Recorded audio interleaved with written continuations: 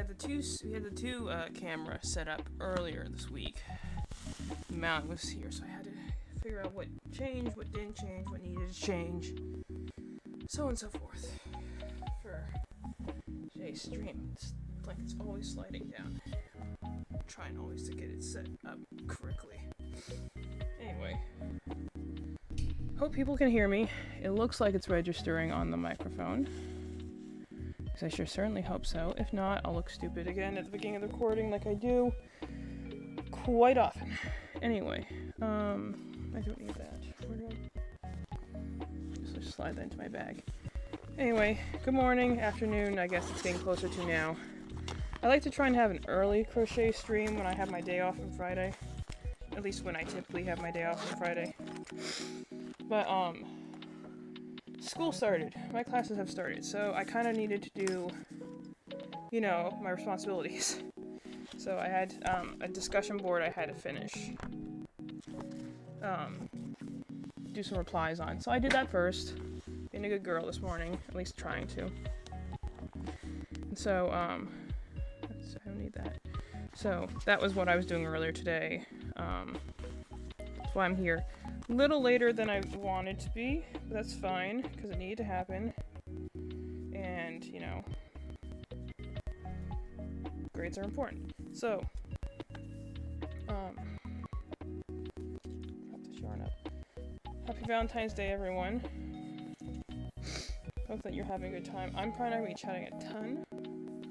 I think I'm fighting off a sickness, or coming into a sickness, or something like that. Everyone's getting the flu right now. I don't think it's something like that, but like, definitely feel not 100%, or, well, I never feel 100%. I don't feel the 80% I typically feel. Let's put it that way. The 80% I'm usually feeling, I'm not feeling that. That's where we are right now. So, oops, I wrote my ears. So I'm gonna try and get organized here as I have all these pieces constantly popping off my lap. I have a billiard pillow here because I have such bad posture when I crochet, but I'm also trying to get like, got the autism part of me that's just like, your feet are not perfectly where you want them to be. This is gonna bother you now. So, yeah. I'm working on some Mochi bunnies. I made the ears yesterday when I was nannying with what time I had. My kid's been a little fussy lately, so I had to sit and soothe her. And it's always sad when you're going in and being like, you know, why aren't you napping? Like, what's so wrong? And she's just like, I'm sad. I'm like, oh, you poor thing. Anyway. I really hope my thing's coming through okay. I'm trying to get the mic close to me, but anyway, I'm working on some Mochi bunnies. Getting those done. And these aren't like an order or something like that. I've just been really into a bunny making mood lately. I found these two like cute little patterns I really enjoy that I've just kind of been using, like making many of. Because typically I don't like to go and make like a lot of people are like, well, I'm like, I don't like, you know, they're always like, make tiny things because people then will walk away with tiny things because people might buy the small things. I'm like, but I don't want to just make the same little thing everyone else makes. Like, any crochet stand can do that. And I'm not going to be just making anything. I want to be making things I like or enjoy making. That's why I make a lot of like the fandom Freddies and stuff like that. I want things that I'm like, you can only come to our booth for this thing. You know, I let you see my dragon spot here. He's going to move eventually. He has a tear in his leg. I need to fix, or more like I'm probably gonna ask my mom to help me sew up. She's my sewing lady after all. But I'm like, I don't want to make tiny things that I don't really want to do. But lately I've been really into these little bunny patterns, these like no-sew bunny patterns.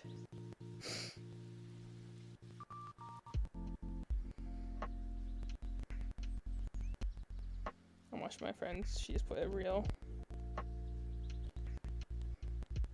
I probably should put up some more heart beast things since it's Valentine's Day today.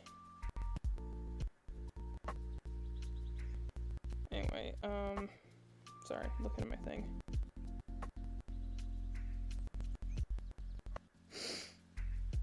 Anyway, but I've been making these bunnies lately, and they're cute. I found them at their pattern on YouTube. If you watch my Instagram channel, I have the links in my Instagram post I posted about them, but I've just really been enjoying making them lately. They come out really cute. I'm loving the yarn I'm using. Like, it took me a little bit to get better with it, the loops and threads yarn. It's not necessarily, I don't think, it's not like my favorite I wouldn't go to all the time. I still think I like Premiere better, because this stuff just sheds so easily. It pulls apart very easily, so you can't be tough with it, and I have a lot of tension in my hands. But the patterns I got, like, you know, like, it's like this kind of, like, you can see here. It's kind of like right now I'm working, it's hard to see from this distance, but it's like this blue, it has like little pink flowers in it. My camera's so far away from me, you can't usually see I'm working on it, and I'm, you know, sorry about that, but that is what it is. I'm gonna text them, I'm just putting my notification out.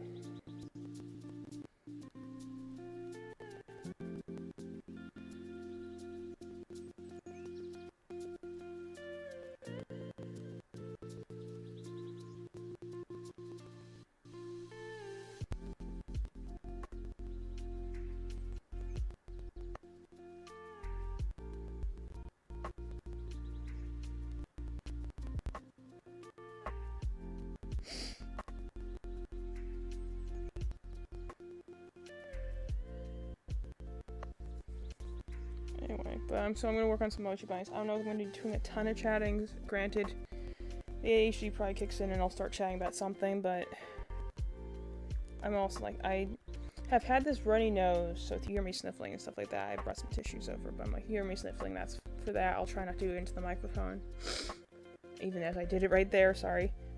But like, it's been really cold here the last week. North Carolina, man, you can have 80s one week, and then you got like 40 or lower plus rain and a lot of icy wind, and then we're just like, man, bro, it's the worst. Anyway, but I've had a runny nose, and I assume it's just from the cold, but like yesterday I woke up with like kind of like a rough throat, and I still have it today, so I'm afraid I'm catching something. Again, I don't think it's like flu or something, like everyone's going out with flu. But, I'm also like towards a certain time of like month for females and stuff like that. And for some reason during that time, not only am I emotionally like just checked out and like reactive and stuff like that, but like my immune system just hits the shower, just completely goes off. And I always seem to get like sick, or at least sick-like symptoms for like that week. And even the week beforehand, so I'm like, it could be that too. It could also just be, you know, it's still kind of winter and the house is dry, so I don't know what it is. I've had headaches kind of constantly since last week too, so I'm like, who knows that I'm getting anything, or if it's just my body being like, bro, you're exhausted, which is also fair. My health's failing me on like every level right now. I just did a dentist appointment yesterday and it was not good, and I'm like, I normally have great like dental health. My digestion's going still a mess. My mental health has been checked out for at least the last 3 years. Like, I'm not even 30 yet. My body's just like, nope, take me to the home. I'm done with life. It's just sometimes hard to keep going. But I'm here to not complain about life, hopefully, to just sit and crochet and enjoy some time doing that. But, yeah, that's what we're gonna do. I'm gonna work on Mochi Bunnies. I'm gonna try and chat a little. The whole point I brought up is so I'm like, if I'm not chatting a lot, or if I'm not chatting before people talk, okay, then like, don't worry too much, you know, like, I put the tag quiet until you chat with me, because just, my throat's not horrible right now, but if I keep talking, it probably will. Also, my nose is stuffy, and I got a little bit of a headache, but I'm gonna sit here and crochet for a little while to work on stuff. I'm just putting my notification out.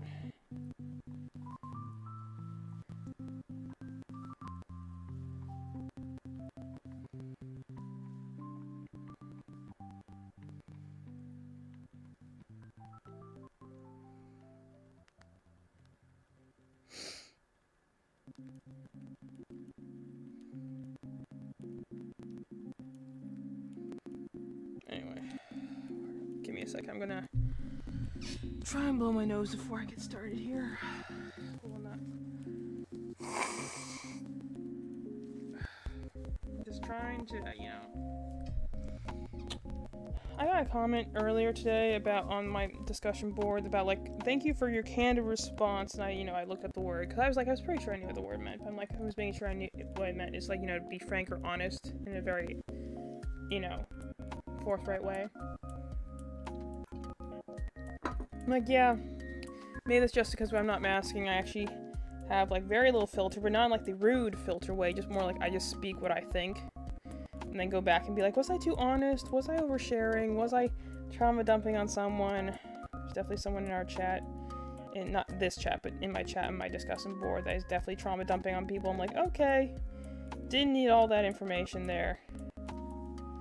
But I'm just looking for my Mochi bounty pattern so I can watch that on this, so I have on my phone. But my chest just kind of hurts a little bit, and I'm just like, someone was talking about how, like, I'm very, I don't know which round am I think I'm on round 2. I should have written this down.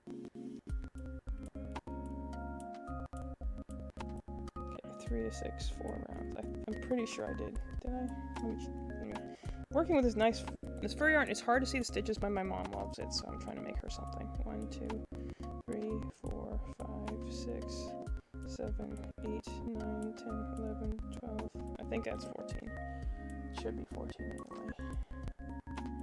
14 former rows, alright.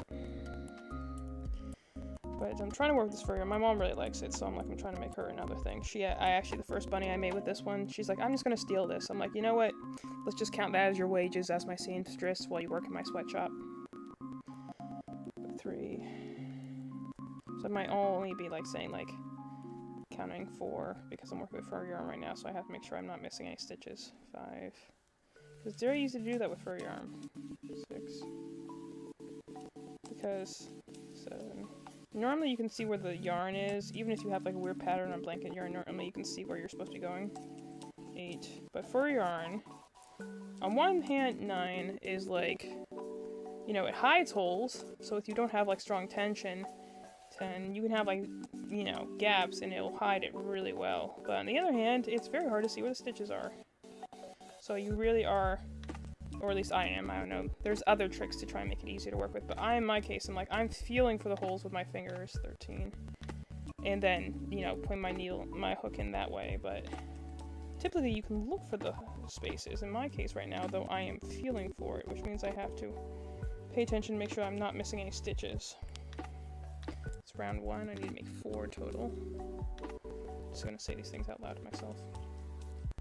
But anyway, so I had someone respond to one of my discussion posts. Not in a bad way, by the way. I think this is gonna be, I'm really excited for this class.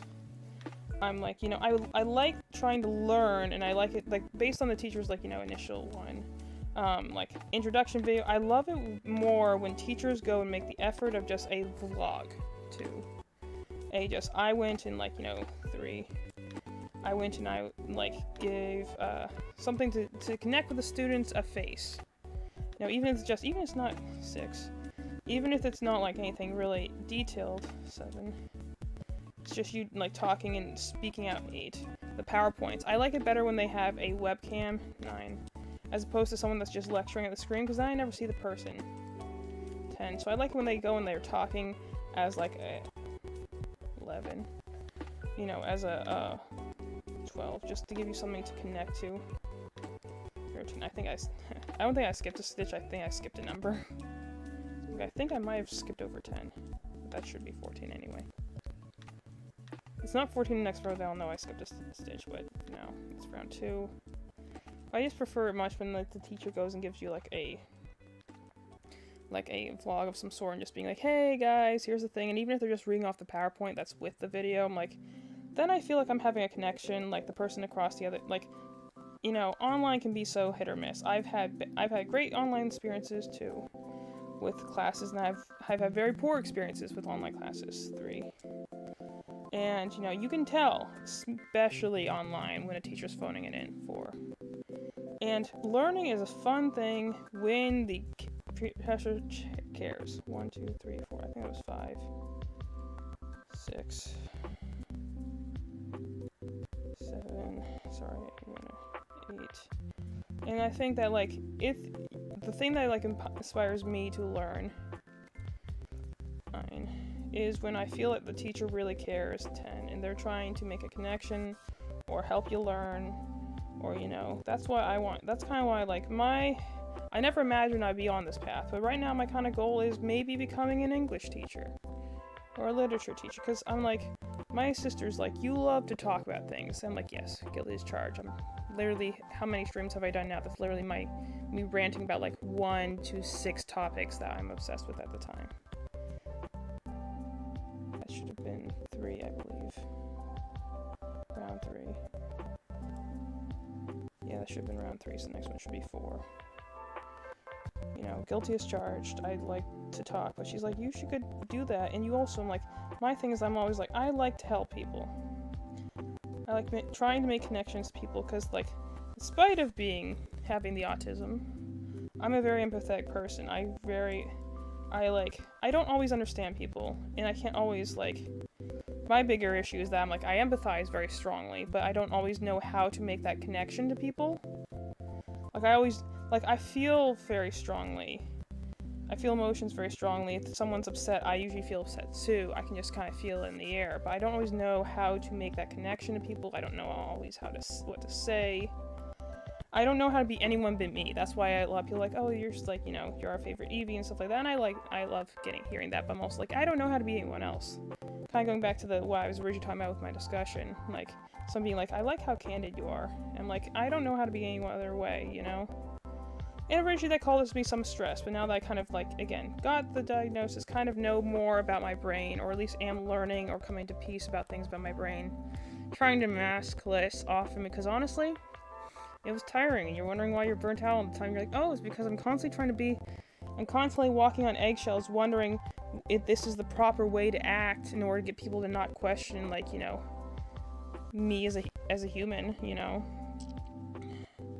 Masking, like, you think masking is this big thing until you realize, like, oh, well, everyone does it to some extent, but, like, just, like, it would be me trying to, like, you know, hold in my, like, I realized I did that a lot in college. I was, like, not college, middle school, and especially middle to high school, but especially middle school. Because I remember there were, like, these 2 nerdy kids in middle school that would talk about Spore. It was, like, a creature creator game. And I wanted to talk to them about it, but, you know, that gauge your middle schoolers. They think girls are gross. And I remember I wanted to hang out with the guys just because I wanted to talk about video games. And the girls were talking, like, unfortunately, I was in middle school when the Twilight books came out. So everyone wanted to talk about Edward versus Jacob. And I couldn't care less. I didn't want to read the Twilight books. For me, I was the person who, like already had a very gothic soul, so I like vampires in their truest form. You know? It's about darkness and, like, the unrestrained parts of the human soul, and the idea of, like, you know, them being like essentially a dark metaphor for sex and stuff, like the idea of taking something and giving something away and potentially becoming a monster because of it. It's a repressed Victorian sex allegory, metaphor, whatever. Metaphor and an allegory, I guess, in a way. But, like, I didn't want to talk about, like, you know, the Twilight in terms of the vampires that sparkle. I thought that was dumb. I didn't want to think about, like, Bella in terms of I thought she was a weak protagonist, and, like, this is literally, like, almost an abusive relationship. Like, I didn't want to read Twilight, but I was almost pressured to because I was in a small middle school. I never did. But, like, all of them were talking about that. That's all anyone wanted to talk about, and I only thought about werewolves and vampires in, like, their pure mythical forms. Like, you know, the mythical roots. And I didn't want to talk about that sort of stuff, and that's what the girls in my grade were talking about. And if you have, like, 8 girls in your entire middle school, because it was a very tiny little private middle school, and you want to talk about that, it means you're not going to interact with the girls then. And I want to talk with the boys, but the boys don't want to talk to a girl. You know, you think they have cooties at that point. And so, like, masking so hard in middle school just because I was okay being alone. I was okay having my own company. But it was more the shame of, like, all the teachers wonder if there's something wrong with you because you're not hanging out with all the other girls. You can't connect with the other girls. You're always by yourself. Are you lonely? You know, are you being bullied? And yeah, technically I was bullied for the majority of, like, my, you know, not college. I keep saying college. School experience. Can't do words right now. gosh. We're just going right into the deep stuff, aren't we, right now? But, like, I couldn't make that connection even though I wanted to. I wanted to talk about the things I enjoyed. I wanted to talk about writing. And the thing is, like, I always felt like everything I did to try and fit in, because isn't that the name of the game in school, especially for females? I wanted to be part of the group. I didn't mind my own company. But the feeling of, like, when they're off doing all these things and they seem to connect and just understand each other, you yearn for that. You want to be part of the pack. It's kind of, like, mentally hardwired into you. To being alone is being, you know, vulnerable, and you're gonna be the one that gets picked off by the predators and stuff like that. You don't want to be alone.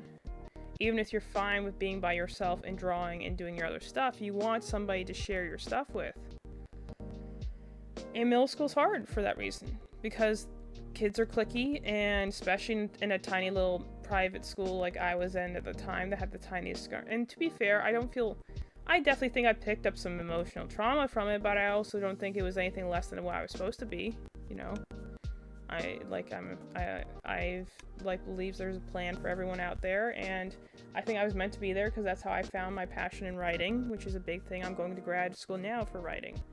And it was horrible at the time, but had I not had that extremely strict middle school teacher who was teaching almost at the collegiate level for writing and English, like, I wouldn't be as good at grammar as I am now. I wouldn't be as good at writing as I am now. I wouldn't have such a passion for proofreading as I do now, because that was instilled in me in middle school, and it literally let me kind of coast through, like, every English class since, because it was never as hard as those 3 years of middle school, you know? It's funny. And things work like that. I think I'm 7 in a decrease now. But, you mask heavily, you know, because it's not necessarily, it was never fear of being, like, rejected and stuff like that. It was the fact that, like, in middle school when it's tiny, you do one weird thing, people are going to remember it forever, and they will not let you forget it, even though you want to be like, let's keep going, let's move on. It's hard to find.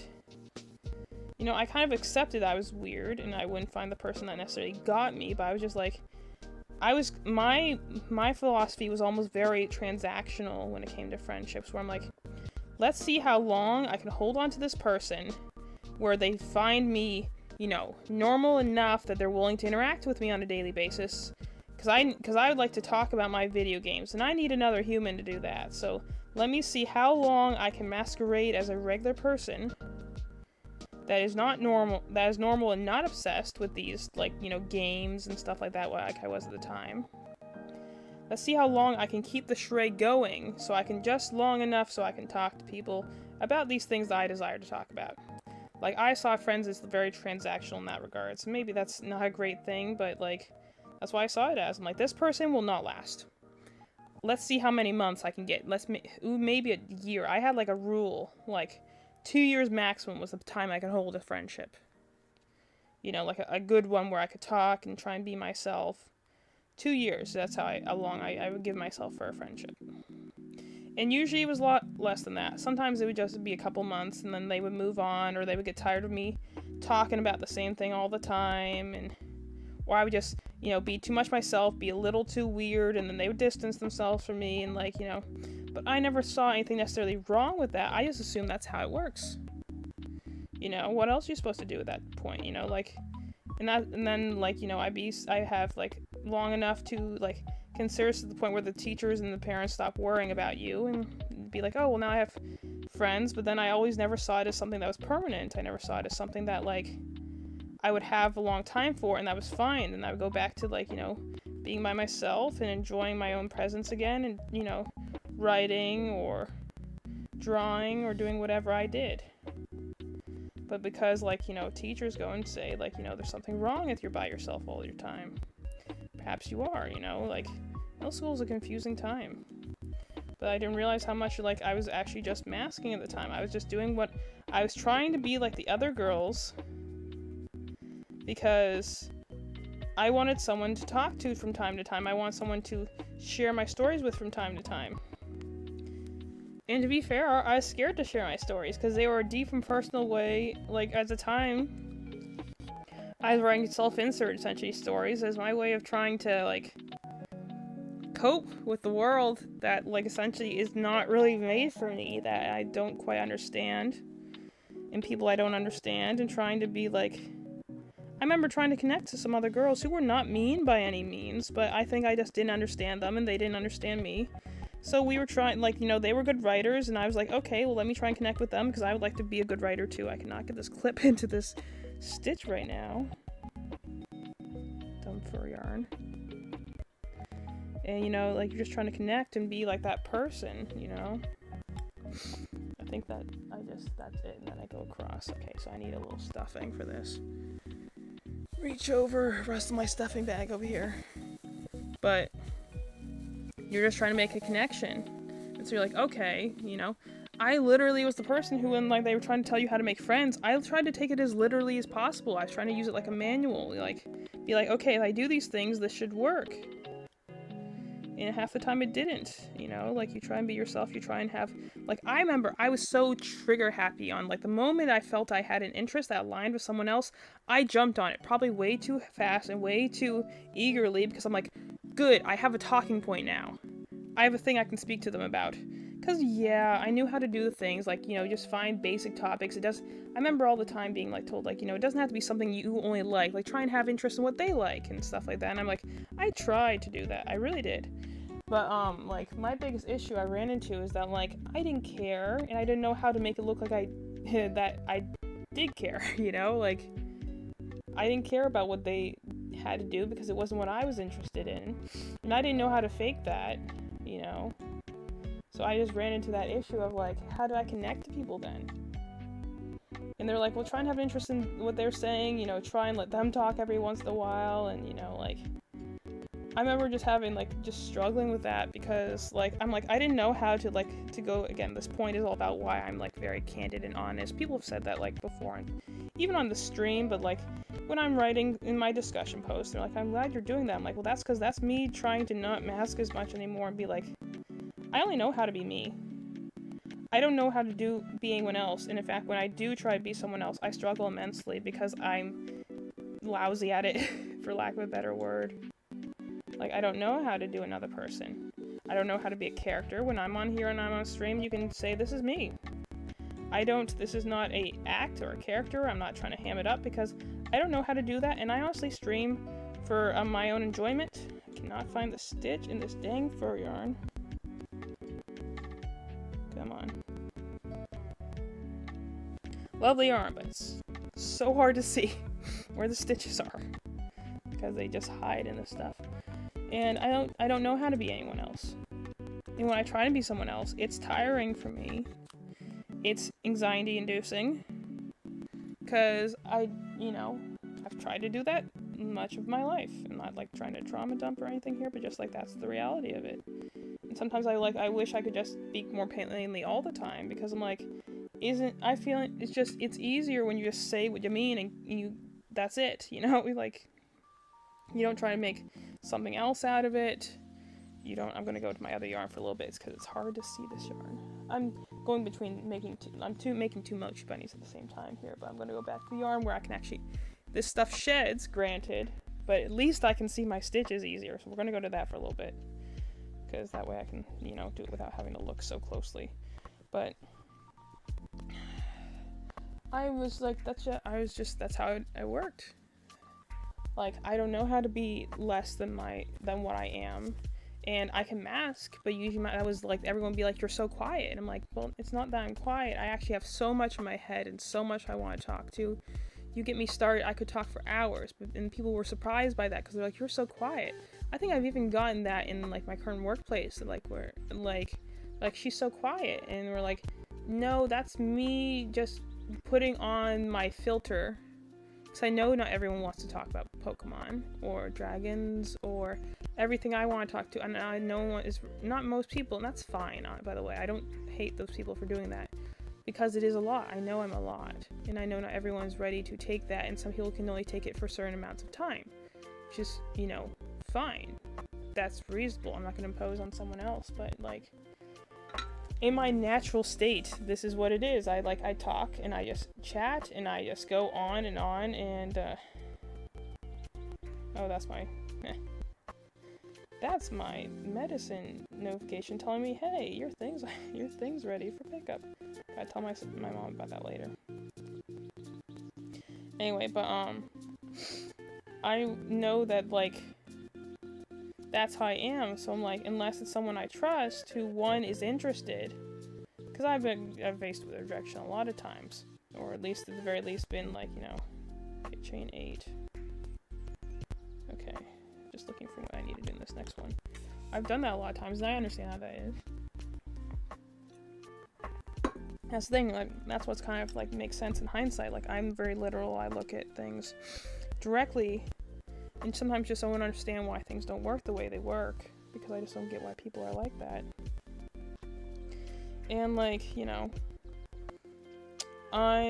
there'll always be like, she's so quiet, and I'm like, well, actually not really. I'm not that quiet at all, actually. Once you get me going, I will have periods where I'm like, I really just need to output information and like spout it out. That's why I go stream sometimes, like when I just have something to talk about, and then I'll be quiet because I'll be like, okay, the information is now out, I'm calm, and I feel more centered, and I can go and try and be quiet again, or I can just, you know, generally just be me. 1, 2, 3, 4, 5,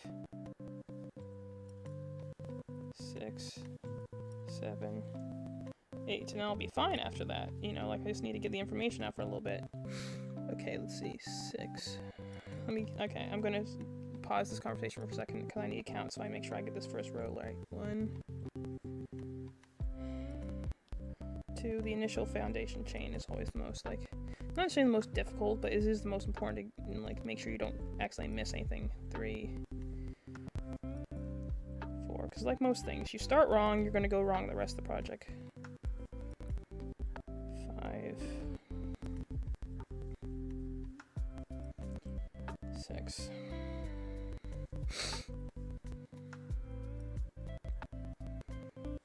1, 2, 3,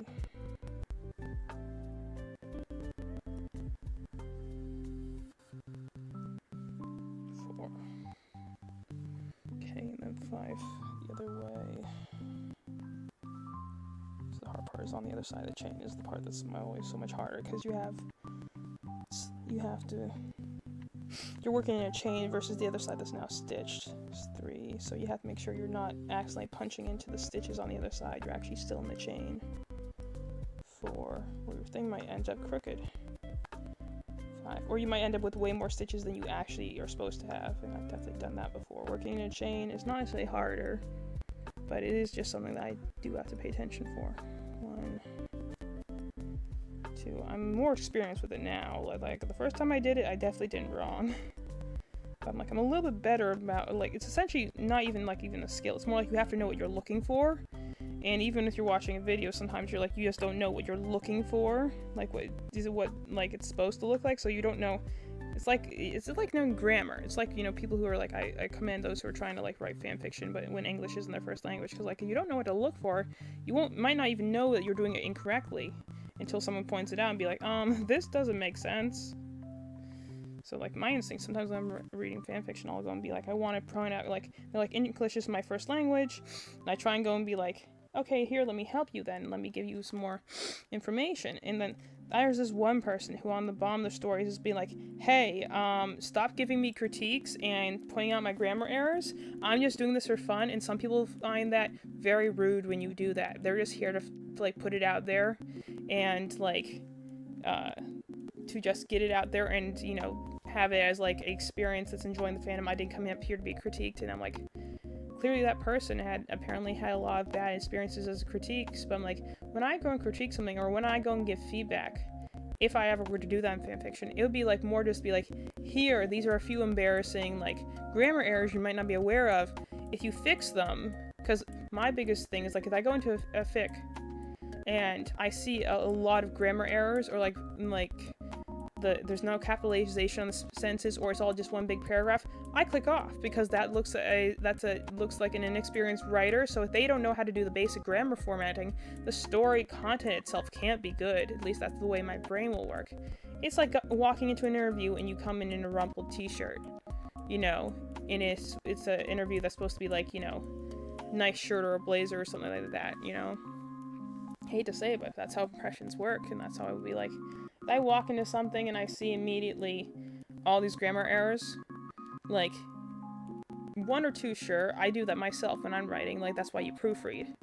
At the very least, you go back to try and catch, like, little errors, and even then, some of my stories I've gone through 4 or 5 times, I'll go back in and be like, I'll have missed something, like, instead of to, it'll say, like, te, or te, or ta, or something like that, or, like, instead of to, it says it.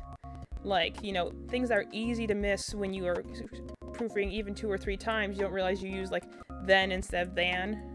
Like, you're like, oh, that is an error, but sometimes they're just easy to miss when you're reading over a dozen times. That's why it's good to get outside opinions. That was another thing I was talking about, my feedback, because our first discussion board for this class is essentially like, the prompt was like, why do you write, and stuff like that, and talking about, like, your things and, like, feedback and working, like, learning writing and stuff like that. So, like, okay, stupid ads, sorry. This Mochi bunny pattern I like, but unfortunately it's something I do through a YouTube video, so it means I have to sometimes... I used to prefer videos because I could, like, watch them. Now I prefer videos where I can just read the stitch thing so I can just know what it is and move forward. Okay, get to the end. What do I do next? Yeah. 2 and an increased, alright. That's fine.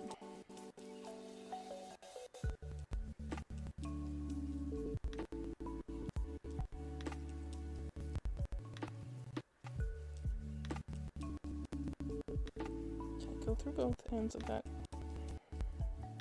First stitch is always a little temperamental. 2 and increase, okay. So, like, I like the feedback process because then you can go and be like, well-made feedback that is meant to, like, a good constructive critique is meant to be like, you are, at least the way I look at it. Again, I look at things, I guess, candidly, different lens. I have a different brain. I look at things honestly with, like, genuine, like, intent. I don't do something halfway, but I don't understand the extra, like, little censors and ways people can take it. So, like, I'm sure I've been rude several times to my things just by saying things honestly with the best of intentions, not realizing people could take it other ways. Just the other day, like, I go and I'm like thinking of giving a gift, but then also thinking about, like, different ways it can be interpreted, or the ways that, like, it could be seen poorly. Like, you go in there with the genuine idea of, like, I'm just giving a gift, and people sometimes go in and be like, okay, that's weird, we don't have this sort of connection, why were you giving me something? And I'll just be like, oh, I was just thought it was a nice gesture, and I, so that's why I can be the best and the worst about gift giving, because I'll go in and be like, I give someone something just because I'm like, I now associate you with cats, so therefore whenever I see a cat thing, I want to give it to you because it makes me think of you, and I want to show you that I'm thinking of you. But then you'll go and be like, oh, but I'm also in a group of people, and I realize now I got just one person a gift. I should have got one for everyone, but now I feel disingenuous because I only think of the one person with cats, and normally I don't think of the other people, so now I don't know what to give everyone else, now I don't have everyone else a well thought out gift, and it just spirals from there. But, like, that's the way it can be sometimes. And, like, so when you're writing something with like a fic, and I'll go and I want to go and be like, hey, I don't think you realize, like, I'll go and want to give corrections of, like, hey, there's a misspelled word here, or I think you use, like, especially for the non-English speakers, they'll be like, what's one that I see, like, a lot, like the there versus there, like the 3 different versions of there, I might not understand, or might say something like, what was one I saw recently? It was, like, a word that, like, the words were similar, and I think they just got the wrong word. What was it? I feel like it was something with a P. Like, or it's like, affect versus affect, or, like, 2 words that are very similar, but have different meanings, or further versus farther, or, like, sometimes it's, like, things that are, like, pitiable versus pitiful, like, are technically 2 different words. Like, and I sometimes just want to go in and be like, hey, just notice that there was this thing here. Just because I want to go and be like, hey, someone else could come and ignore your great story that I enjoyed. Like, I looked past the grammar errors and read the story, and it's a good story, but like, somebody could ignore your story just because you're using this improperly, or you have this error at the very beginning. Like, I'm willing to overlook a couple of spelling errors, a couple of grammar errors, if they're like spaced out, and then you'd be like, okay, this is probably just someone who did not read it. Like, you know, like the whole not beta read thing, like no one proofread your work. And sometimes I guess people, you know, that's fine if you don't go through it, but I'm like, I also think if you have those issues, it immediately stands out. Like, you know, if you receive like a gift and it has chips on it, or like dings in it, you know.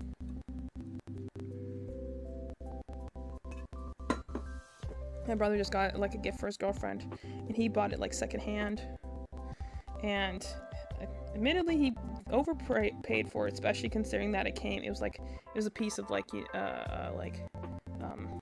was like a mixer, I think. And you go in and like you're like buying it, and like for something that you're buying at a certain like price, it had dings in it, it was missing attachments, and like, first of all, he paid too much for it to begin with, but like for the state it was in. But like, if I got, you know, like, and the bigger thing was that I think we actually like have one, like, okay, 1 2 3 increase 1 2 3 increase 1 2 3 increase 1 2 3 increase 1 3 increase 1 2 3 increase 1 2. Okay, so I actually should skip over that one and go right to the next one, I think. Try to remember where I had my marker here.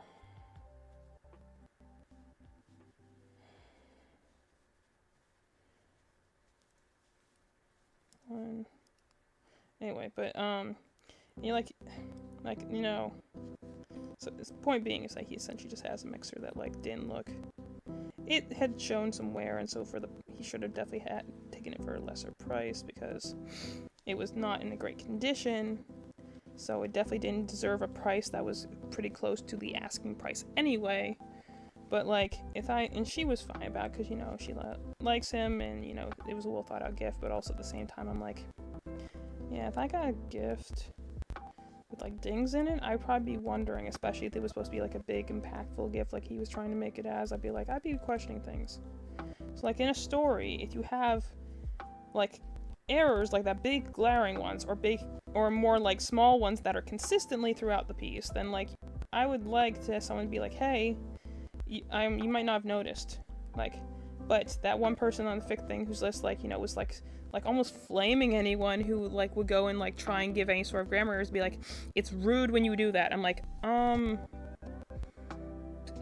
bro, I don't necessarily think that, like, if people are doing it in mean spirit, perhaps it's rude, but I'm like, I don't think a lot of people would do that. Anyone who at least would take the time to be like, hey, I hope that you noticed. I just wanted to know if you noticed, like, this thing, like, especially if I was a non-native English speaker. If you want to look like, you know, do better, like, learn better, learn the language, as I would assume that you would want to learn genuinely, I would love it that I would be like, hey, you've been pronouncing this the wrong way the whole time. So, like, you know, non-English speaker would be like, hey, I don't know if you realize, but, like, you're using the wrong word here.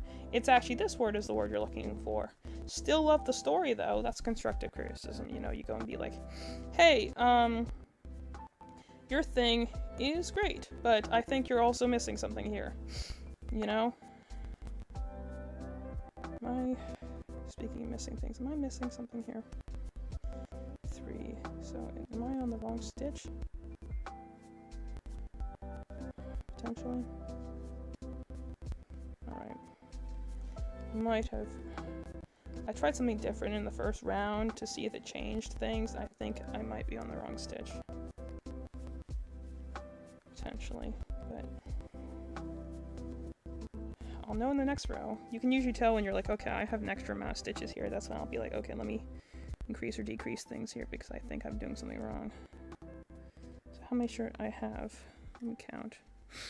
1, 2, 3, 4, 5, 6, 7, 8, 9, 10, 11, 12, 13, 14, 15, 16, 17, 18, 19, 20, 21, 22, 23, 24, 25, 26, 27, 28, 29, 30, 31, 32, 33. That's not right.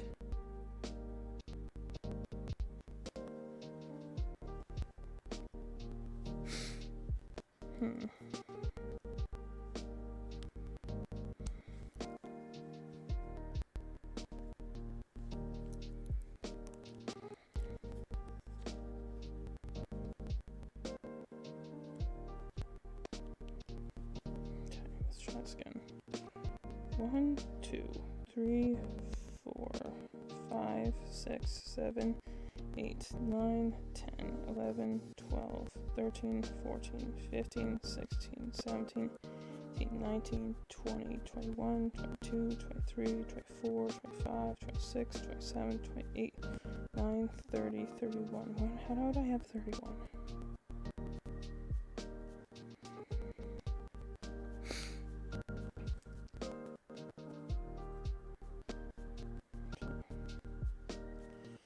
One, 2, 3, 4, 5, 6, 7, 8, 9, 11, 12, 13, 14, 15, 16, 17, 18, 19, 20, 21, 22, 24, 25, 26, 27, 28, 29, 30, 31, 32.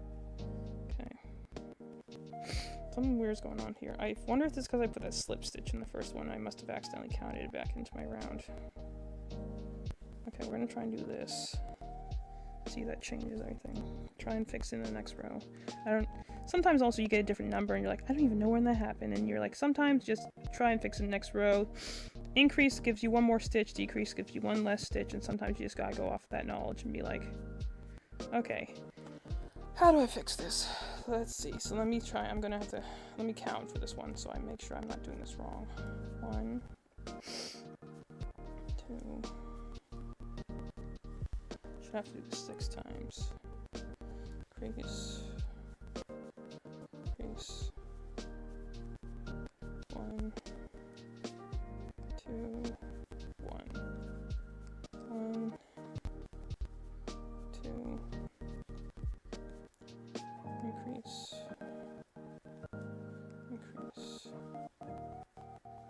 1, 2, 2, 1, 2,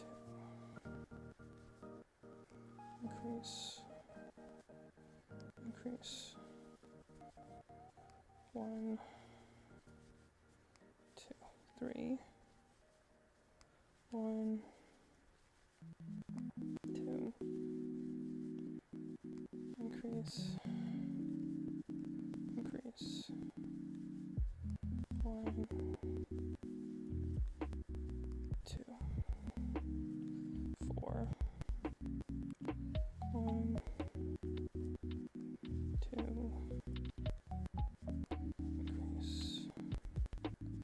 increase, 1, 2, 5. Okay, let's see. 1, 2, increase, 1, 2. Okay. So just 1, 2, increase,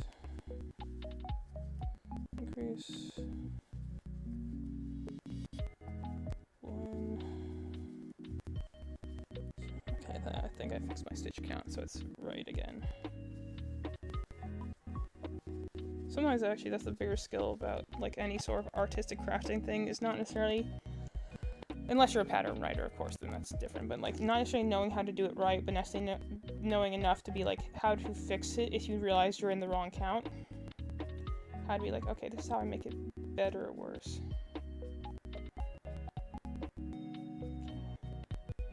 Here's the part where I'm going.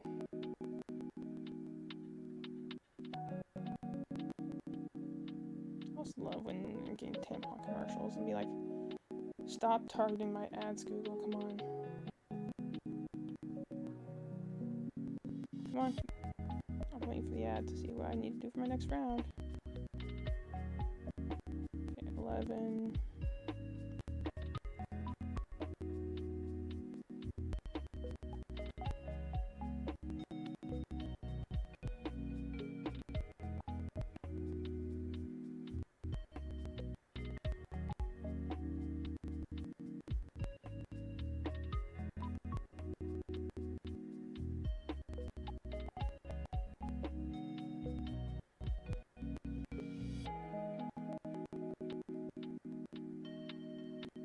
Oh, someone wrote it actually down in the description.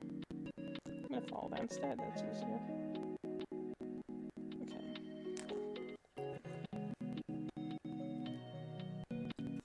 Alright, so I'm down on the tea.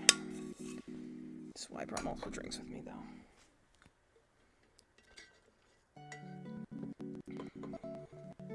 Alright. Okay, 11. Cool. 1, 2, 3, 4, 5, 6, 7, 8, 9, 10. It always says do it by 11, but I'm like, I never, like, where it wants me to be by 11 stitches, so I actually always end up using it doing it another way. Because I'm like, that's the middle of the body. That's clearly not what the ear is supposed to go. 12, 13, 14, 15, 16, I think 1, 2, 3, 4, single, 1, 2, 3, 4. So this should be about where I need to attach the ears on. Yeah, I think it's that way. After I get past these like attaching pieces, I'll be able to talk a little bit more because it should be just like rounds, like all the way around that, you know, I can do pretty automatically. Just trying to make sure I'm not screwing this up here. 1, 2, 1, 2, 3.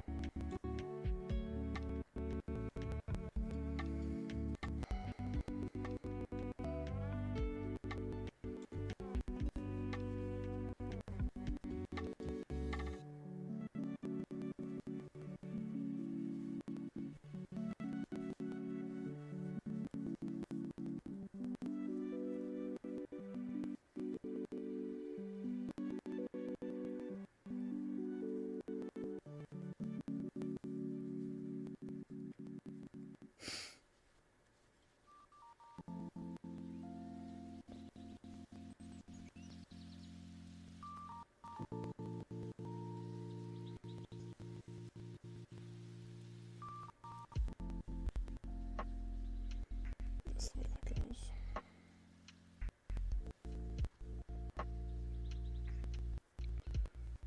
One, 2,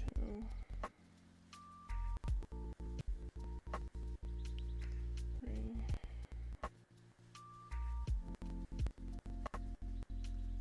4. Okay, does that look about centered?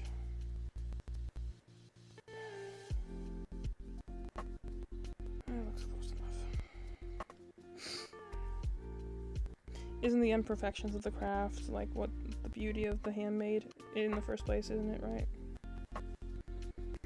You can tell it's not machine made because it's not quite straight. 2. I guess the machine made has those errors too, though, so. 3, 4, 5, 6, 7, 8, 9, 10, 11. Okay, we should be good on that. I'm also just realizing I didn't bring I prepared a snack container and I didn't bring it up here.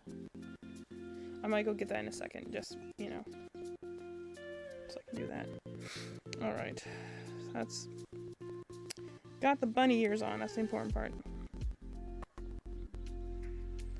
I'm gonna make,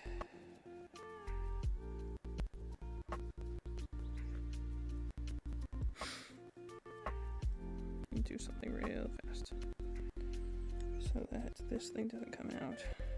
I was making these bunnies for like another kid the other day, and I noticed as she was playing with it, like this one loose thread I typically just weave in, I come out and I'm like, let me make an effort to make that in a little bit more strongly this time.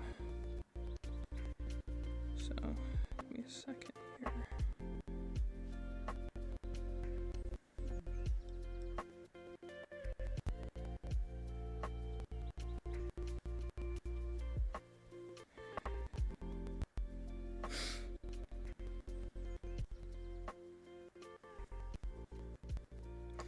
I could be using a sewing hook for this, but I'm like, honestly, sometimes just pushing the needle in and the hook in and out works just as well.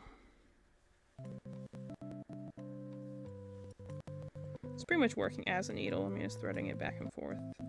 Just, you know, doing it in a way that's, you know, probably easier to do with the needle, but I don't feel like it's a good amount of my needle at the moment.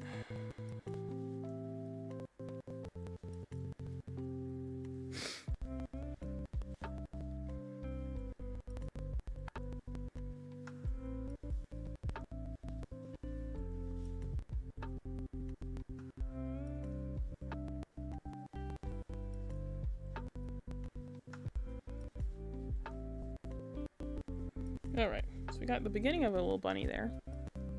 Little ears there. Okay, so I'm gonna briefly put our, like, you know, be back soon screen on here for a second, because my stomach keeps making noise. So I'm gonna go grab I did prepare a box of snacks. I just forgot to bring them upstairs with me. I'm gonna go grab those real fast. So, you know, take 5, take a bathroom break or whoever, you know. I'll be right back. I obviously still want to work on this, but I forgot my snacks, and I want to go grab them. So I can do that while I'm sitting here. Instead of, you know, like I typically do and sitting here and starving myself, so. Be back soon. I'll be back in 5 to 10 minutes. So, you know, go bathroom break and all that stuff.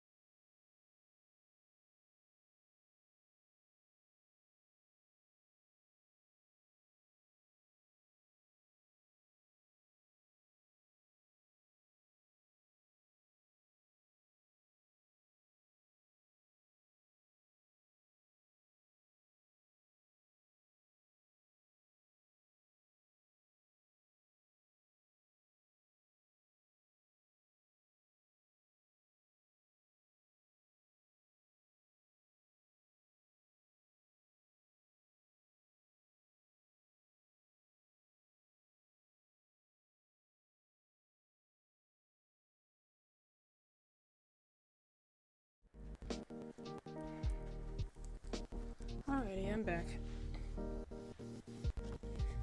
I got my bags. I made this cute little box of snacks for myself. Just forgot to bring it upstairs.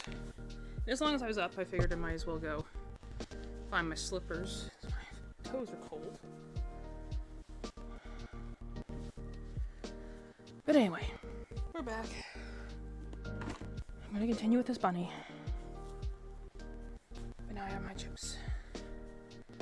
Got a little thing of, I got these, I like some, lately I'm not necessarily into bland foods, but it's more like, not even bland sometimes, it's just a matter of like, my body is not always like, it's signaling it's hungry, but it doesn't know what to eat.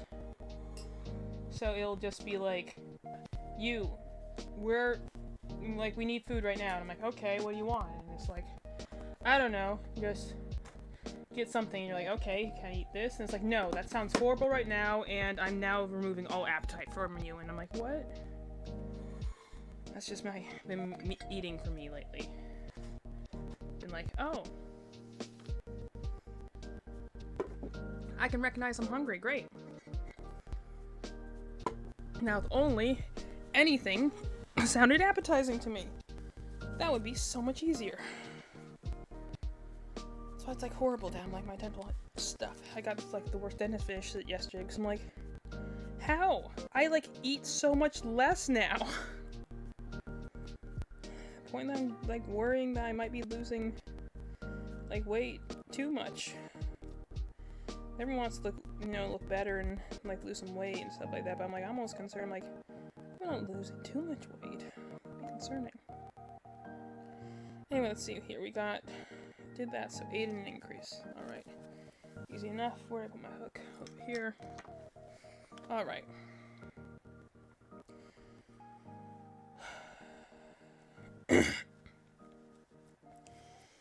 On with the bunnies then. Let's take a moment to kind of just settle in again.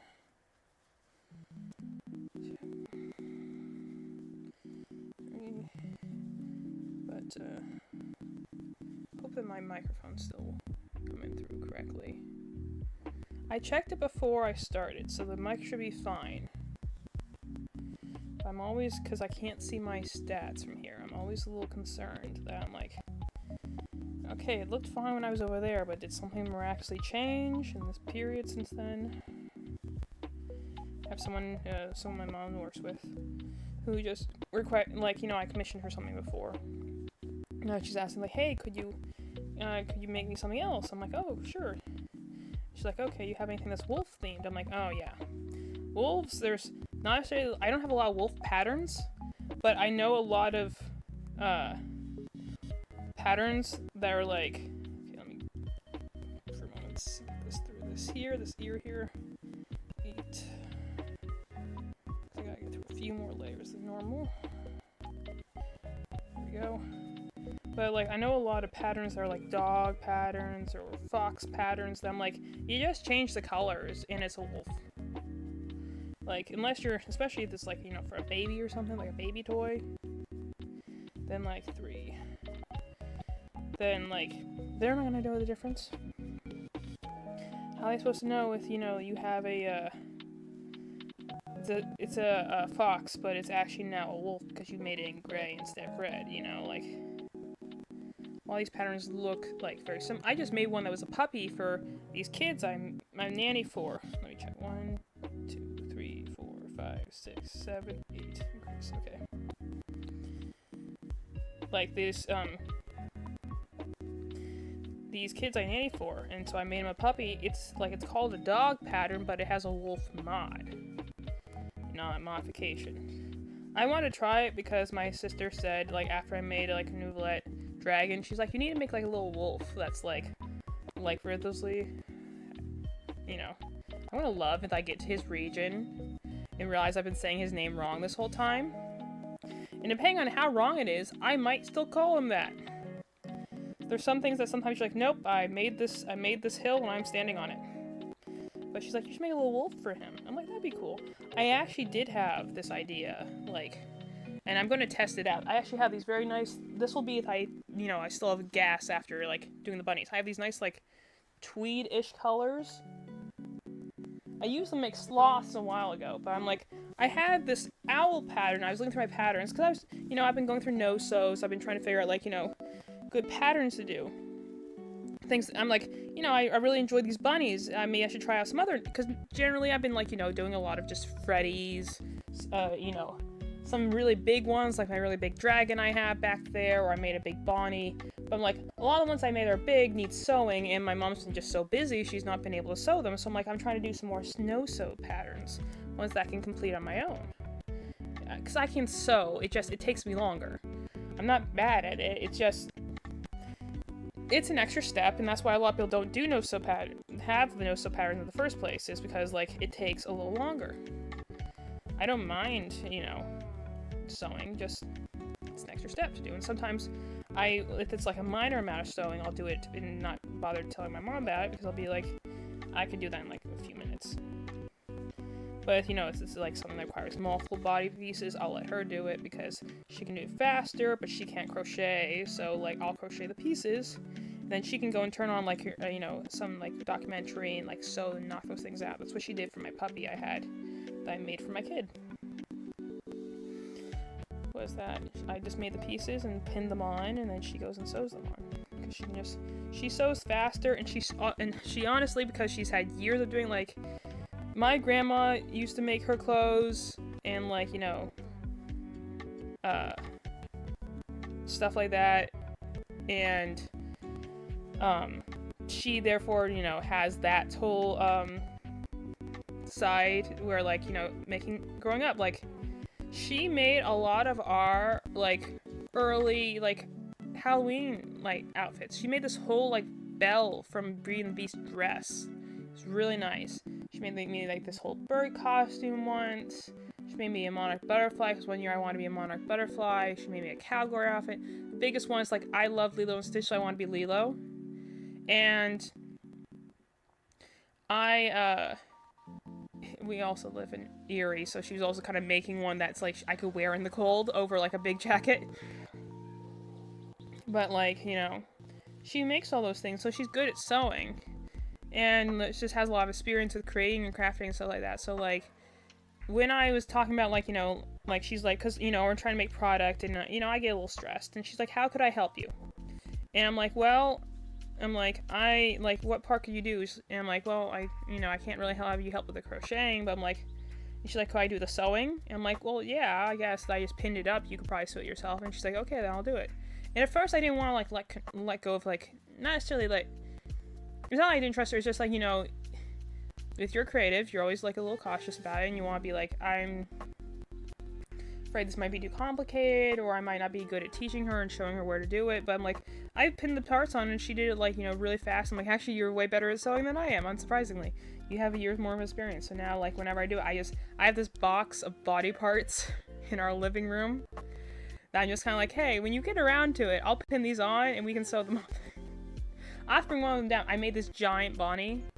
I sold the first one I made, but I made this other one with this nice, like, kind of, like, fleckled variegated yarn that I'm like, I'm really interested to see how it will look like when it's all put together, because it was a little better to work with than the original Bernat Bright I used, because not all Bernat yarn is stiff. Some of it, especially the baby blanket versions, are actually very soft and pretty easy to work with.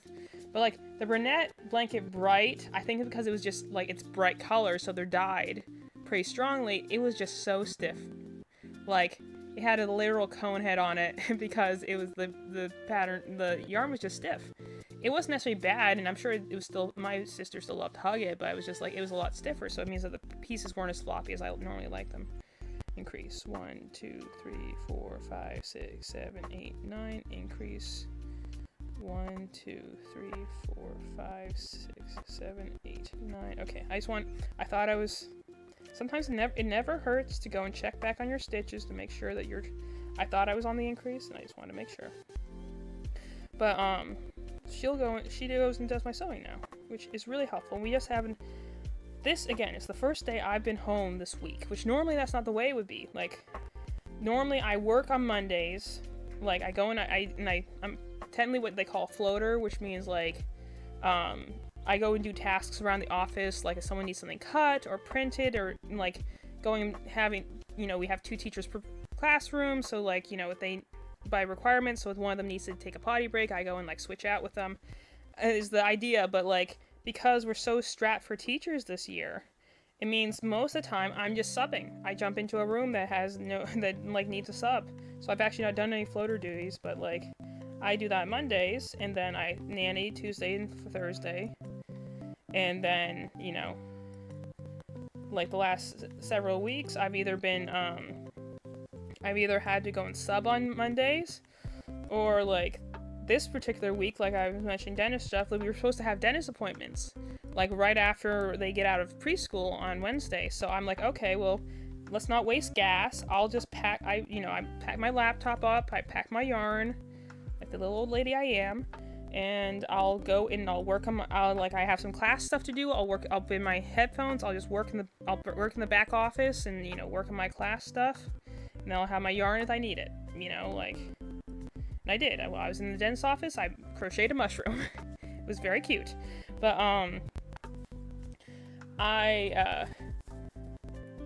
I don't mind doing that, but also, like, because of the way that day went, we also didn't get back home until 6, like, on Wednesday, and same thing on Monday, and same thing on Tuesday, and same thing yesterday. Like, I have not gotten home until well past the sun goes down, and that as soon as I have to talk to my doctor about the, like, medication take right now. I'm, like, Adderall right now to try and deal with my ADHD stuff. I'm, like, I might also ask if I can maybe take something for anxiety, because that's been hitting me really hard lately.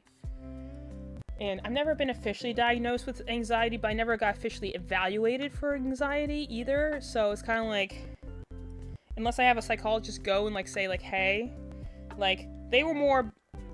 Thankfully, my psychiatrist was pretty good in the fact of being like, hey, I'd rather go and give you the diagnoses for, like, obviously you got autism, you got some form of ADHD, we can't, like, figure out what sect of it is. Like, I wasn't, like, the hyperactive or the inattentive type or the mixed kind. She's like, you don't fit into one of those 3 categories solidly, but you clearly have enough markers to hit the, like, disorder on its own.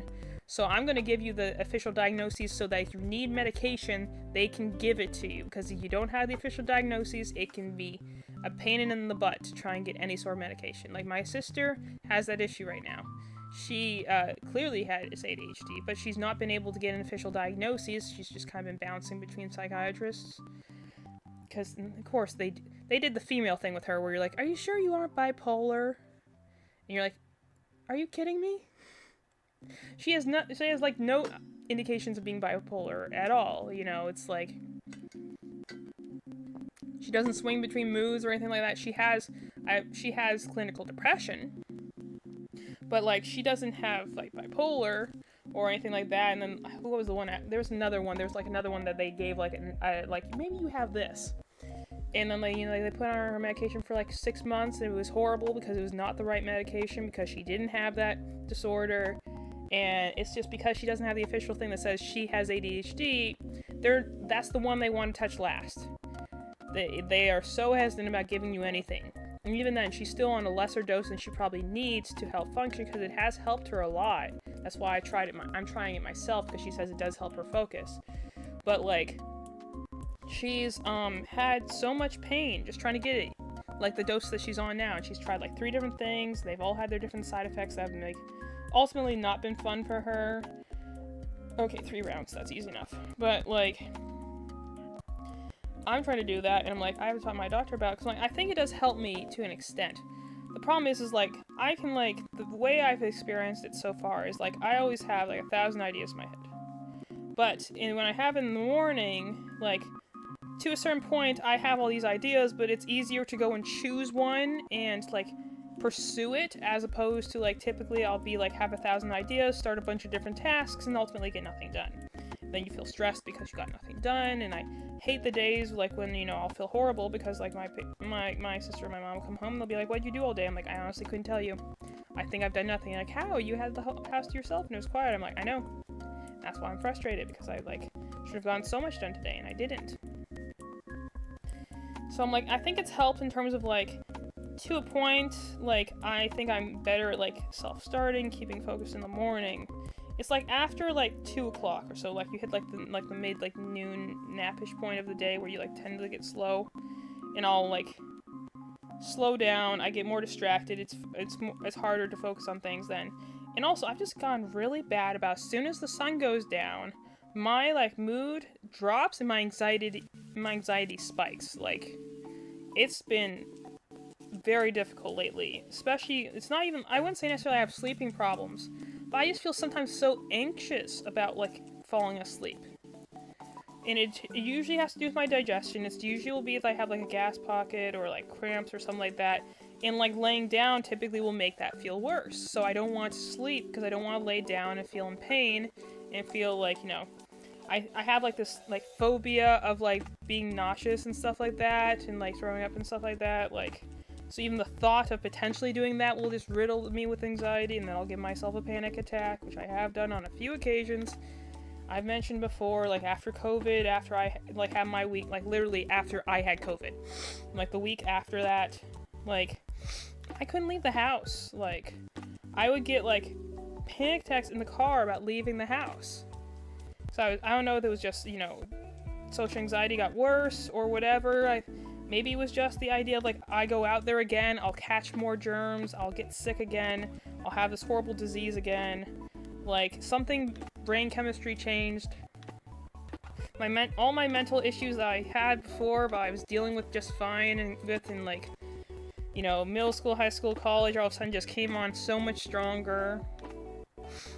And it was the worst. And I have kind of come back from that a little bit. Obviously, I'm able to work. I've been able to hang out with friends. Like, I couldn't go to restaurants for a while. And I kind of worked back from that, but now it's kind of like I'm hyper aware of it. And I tire easier. I feel like I'm such a hair trigger stress, like, response now. Like, it takes so little to feel stressed. Sometimes it's just the idea of someone being worried for me. The idea of failing, the idea of, like, right now, I'm debating, like, I'm supposed to have a D&D session tomorrow, right? I told you I've had sore throat, I'm a little runny nose. I'm not feeling entirely healthy. And sometimes the days up to a D&D session, especially if I've not had time to prep, like last session, I was ready for, and I enjoyed it, and I had lots of notes, and it was a great session. But like this time, I've not had any time at all to prep. I've literally gone between, I've barely even had time to play my video games that I play daily just to get rewards for. Because I've gone between work and crocheting, which is also like, it's a good, like, you know, fun habit, like, thing to do, but it also is in its way work. I'm making stuff for us to sell for our show that we have in like another week or so. Which honestly, I'm so checked out on that I'm not even really thinking about. I'm like, alright, we'll go to a show. I'm making many tiny bunnies for it, you know. But, I just, you know, or I'm doing my class. I did my discussion boards, and, you know, I'm trying to do the readings, because I'm like, I am very excited for this class and how it could potentially grow my writing style and maybe make me better at, like, completing things, because, you know, ADHD brain, I'm very bad at I'm great at making ideas, I'm great at coming up with potential problem-solving solutions, I'm great at brainstorming, but, like, actually choosing a path to walk on can be the hardest thing in the world. Like, I had this article last time I took a course. It was about media and stuff, so we were like, it was supposed to, the way the class description made it sound like it was going to be like a study of media and like media literacy. It was honestly online journalism. Not a bad thing, but just not what I expected it to be, so it was like all about writing articles for these different online magazines, which was fine. I actually really enjoyed the research part of it, and I definitely blew my professor away on that, because she, I don't remember which one it was, but they were really impressed by like my analysis of like the different like web outlets that I was supposed to do. Like, I did history, I went and looked for interviews, like I went deep into it because I am good at researching when I'm really focused in on something. It's actually one of the good things about the neurodivergency I have in my brain, is that I'm really good at focusing in and searching for as much information on a topic as I can, because I do that every day in my life. Like, the way to deal with my anxiety half the time is just have all the information you possibly can for a situation, so you are ready for it. It's what I do with D&D and a lot of other social situations, but that means like when I'm trying to do a research about, like, you know, a news outlet, I'll go and I'll start looking. I'll be like, I'll go to Wikipedia and not to use Wikipedia, but just to see what like sites Wikipedia is connected to. I'll do research. I'll find interviews. I'll go and make a comprehensive timeline. I'll write down 4 pages of notes and then condense it down into however long of a paper I need to make. You know, it's an extensive process, but it means I'm really thorough and good at, and I'm also good at just holding facts in my head. Because, I mean, that's the way I've always been. Like, I can recite a lot of stuff, and, you know, like, some of the knowledge goes old after a while, but, like, I took one Gothic class, and I can still remember a lot of the stuff I did studying vampires, you know, like, some things, that's why, you know, and I remember some of my classmates hated me. I'm like, I'm the person that could, like, once I learn it the first time and I lock it in and I write it down in my notes, I usually don't need to worry about it after that. I was someone who very rarely needed to study, at least not as extensively as other people did. It was like, I would do the study sheet, I would maybe look over, like, the key terms that were, like, a little fuzzy in my brain, but I rarely needed to study because I'm like, once the information was in there, it just stayed there. And yeah, you know, it might go fuzzy after I leave the class, but, like, in the process of doing that, of being in the classroom, doing the notes, writing stuff down, working problems and stuff like that, the information was just there. I didn't usually need to study. Which, you know, some of my classmates definitely, like, are like, how can you do that? I'm like, I don't know. I'm neurodivergent, man. Since hyperfixation is definitely a pain in the butt sometimes, because sometimes they'll be like, I want to do anything else, but I only want to do this thing at the same time. Like, I know I should start a new game, like, for streaming right now. I should, like, I have my Nuzlocke I'm working on, but I'm like, I should start another game just casually to play in between things. But right now my brain's, like, in the stage where it's like, no, when you play the PS5, you only play Genshin Impact or you play Star Rail. I don't want to entertain any other game. And I'm like, but I have like 60 games to play. And my brain's like, no, this is what we're focusing on right now. This is our current special interest. You will only play one of these 2 games. How often do I, like, diverge and, like, ramble off about Genshin Impact and Star Rail? Because it's not necessarily a hyperfixation right now because I'm kind of, you know, busy with other things. But it's still very much in that special interest space where it's like, my brain wants to talk about it constantly. To the point that probably drives everyone else nuts. Or everyone else is getting tired. I always am concerned. I'm talking to my sister and being like, I hope you're not getting bored of me talking about Star Rail all the time. Sorry about that, you know?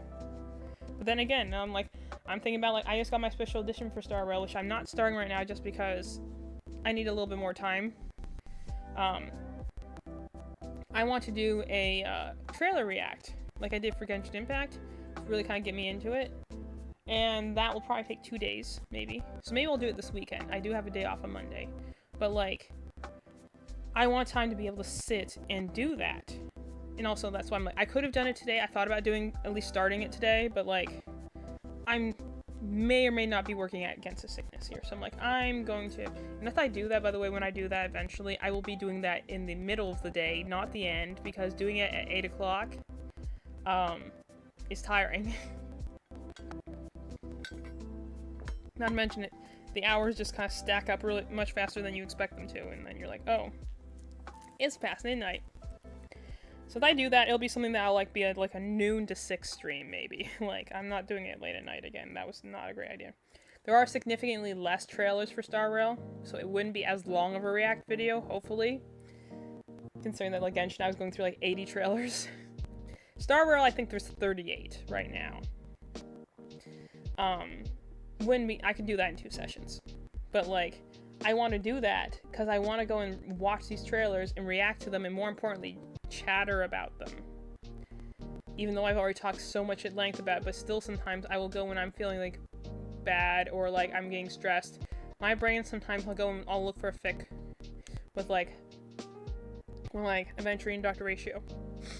Why? Because, like, for some reason, it's a special interest to me right now, so thinking about their dynamics and going and think about, like, the cutscenes they have in the video game, analyzing all the details, all the ways I think it's a really well-done relationship, regardless of whether you want to see it as romantic or not, and, like, all these details, and I just want to go and, like, my brain will start spinning, it'll start thinking of these things, but what it will do then is I won't be focusing on whatever's making me anxious or whatever's making my breath short or my chest hurt, and it's essentially, like, the same way, like, you know, I don't think I stim as much because, admittedly, I kind of got, you know, I was always told, like, growing up, like, why can't you sit still? Why are you always shaking your leg? Why are you always, like, shit, you know, why can't you keep your hands still? Why are you so twitchy? And so, you know, naturally you kind of dull down that thing, and like, I still shape my leg a lot. You know, it's kind of a, but now it's more of a funny quirk I have than something that people are constantly telling me not to do, at least in my family. Like, you don't realize until then, I'm like, oh, that's probably what that was. Well, I've always had that all the time. It was never like the intense stimming things that some people do, but I'm like, there's definitely some things I do. I definitely took notice, like, once I started thinking about, I'm like, I do this a lot sometimes when I'm nervous. I'll like just rub at my neck and stuff like that. Apparently that's actually a pretty common one, because it's like a self-defense thing, like you're protecting where you're most vulnerable, or like when you like self-hug and stuff like that. Like things that, like, before I did the research I did not even realize. I'm like, I've done that all the time. Never realized it, but essentially I don't do that a lot. But my big thing, not with the, that isn't like a stimming thing, but it's like, you know, my biggest thing I'll do is that, like, I sometimes talking or thinking about, like, if I'm really frustrated, sometimes talking about something in my games will just reroute my brain's power so that I don't keep freaking out. And like, special interests are literally like a comfort thing. It's a way of regulating, like, you know, stimming or stuff like that, you know? So that's, like, for me, sometimes it'll be like, I just, you know, so that's why sometimes when I come out and I'm, like, really feeling in a bad mood, but then I'll go and, like, rant about a movie, or, you know, like Star Rail or Genshin Impact or something like that, I come off feeling refreshed, because I've talked about my special interest. I have positive brain chemicals again. I can keep going now, you know? So it's how I can talk for like hours and not feel like bad. Is like, you know, if it's something I'm interested in, the time just passes away. But then, you know, that's also why, like, you know, just doing small talk for a little while, or, you know, being in an awkward situation, or, you know, interacting with people and having to look like a normal people among other people is like, can also be really draining. That's why when I was like today, I was like, that's why I'm like, you know, looking forward to, like, even if all I'm gonna do is what I've been doing the last several days, being able to do it at home, being able to know I can just be on camera and whatever. I don't have to worry about everything else. Like, it's, even if I, you know, again, it's like, not like I ever sleep in. I can't really sleep in lately. I've just keep getting up from these really weird dreams late at night. But, just being able to, know that even if I'm still getting up at the same time, you know, just to feed my dogs or whatever. Like, the fact that I know I don't have to go anywhere, it's comforting, and it helps me, like, you know, just feel more calm, because I'm like, I know I can go at my own pace today. I don't have to try and be a person today. You know, it feels better. Okay, trying to figure out where I'm gonna put this tail. Every time I've made one of these, the tail has always been crooked, and that's been frustrating me. So I'm gonna try and change that this time.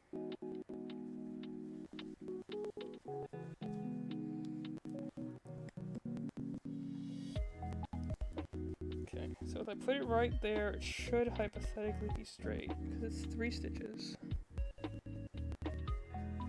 Oops. Okay.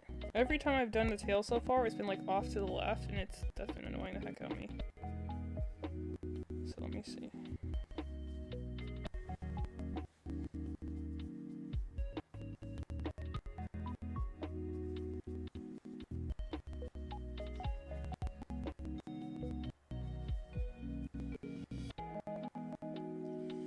Because, like, last time I was doing one of these patterns, and I did it where I put the tail too far to the left. I'm like, okay. Because I was kind of, like, you know, playing with the pattern a little bit. And it was like, okay, I can put it over here. And then I'm like, okay, now it's crooked. So I tried doing it more exact to the pattern. Then when I did it that way, it was also crooked. So I was like, clearly I can't win.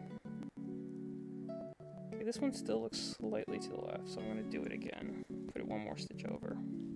Because it's hard to tell sometimes, because this thing, like, right now, this looks like a melted bunny. Like, it looks flat right now. It's a very flat, like, thing right now. It's not rounded like it's going to be when it's stuffed. But, like, I'll go in and be like, this looks straight, and then I'll, like, actually make it into a rounded shape. I'm like, and now it's crooked again. Love that. So, trying to put this tail on in a way that, like, is correct. It's kind of a pain in the butt. Literally, as I'm making this rabbit's butt. Okay, so let's try this. Let's try this. So I'll put it on. Inevitably, it will somehow still be crooked. I'll curse the crocheting gods and I'll make another one.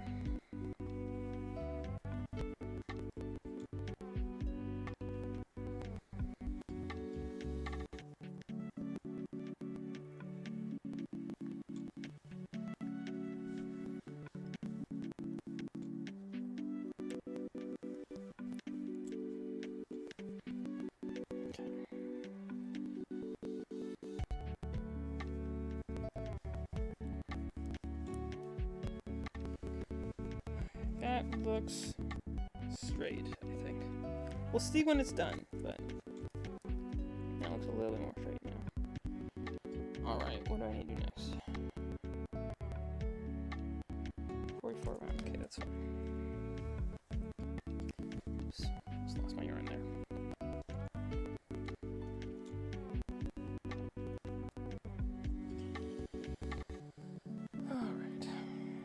Anyway, you know, sometimes my sister would go and put, like, when she's doing her classes, she'll go and put me on in the background, which I think is great, because, you know, I like just talking out. So, let's see, what was I talking about earlier? I think I was talking about, like, my, like, discussion class. I'm excited, to work in this fiction class. I missed it last time because, again, ADHD, I just kept forgetting to check on it. Totally missed the class, they withdrew me.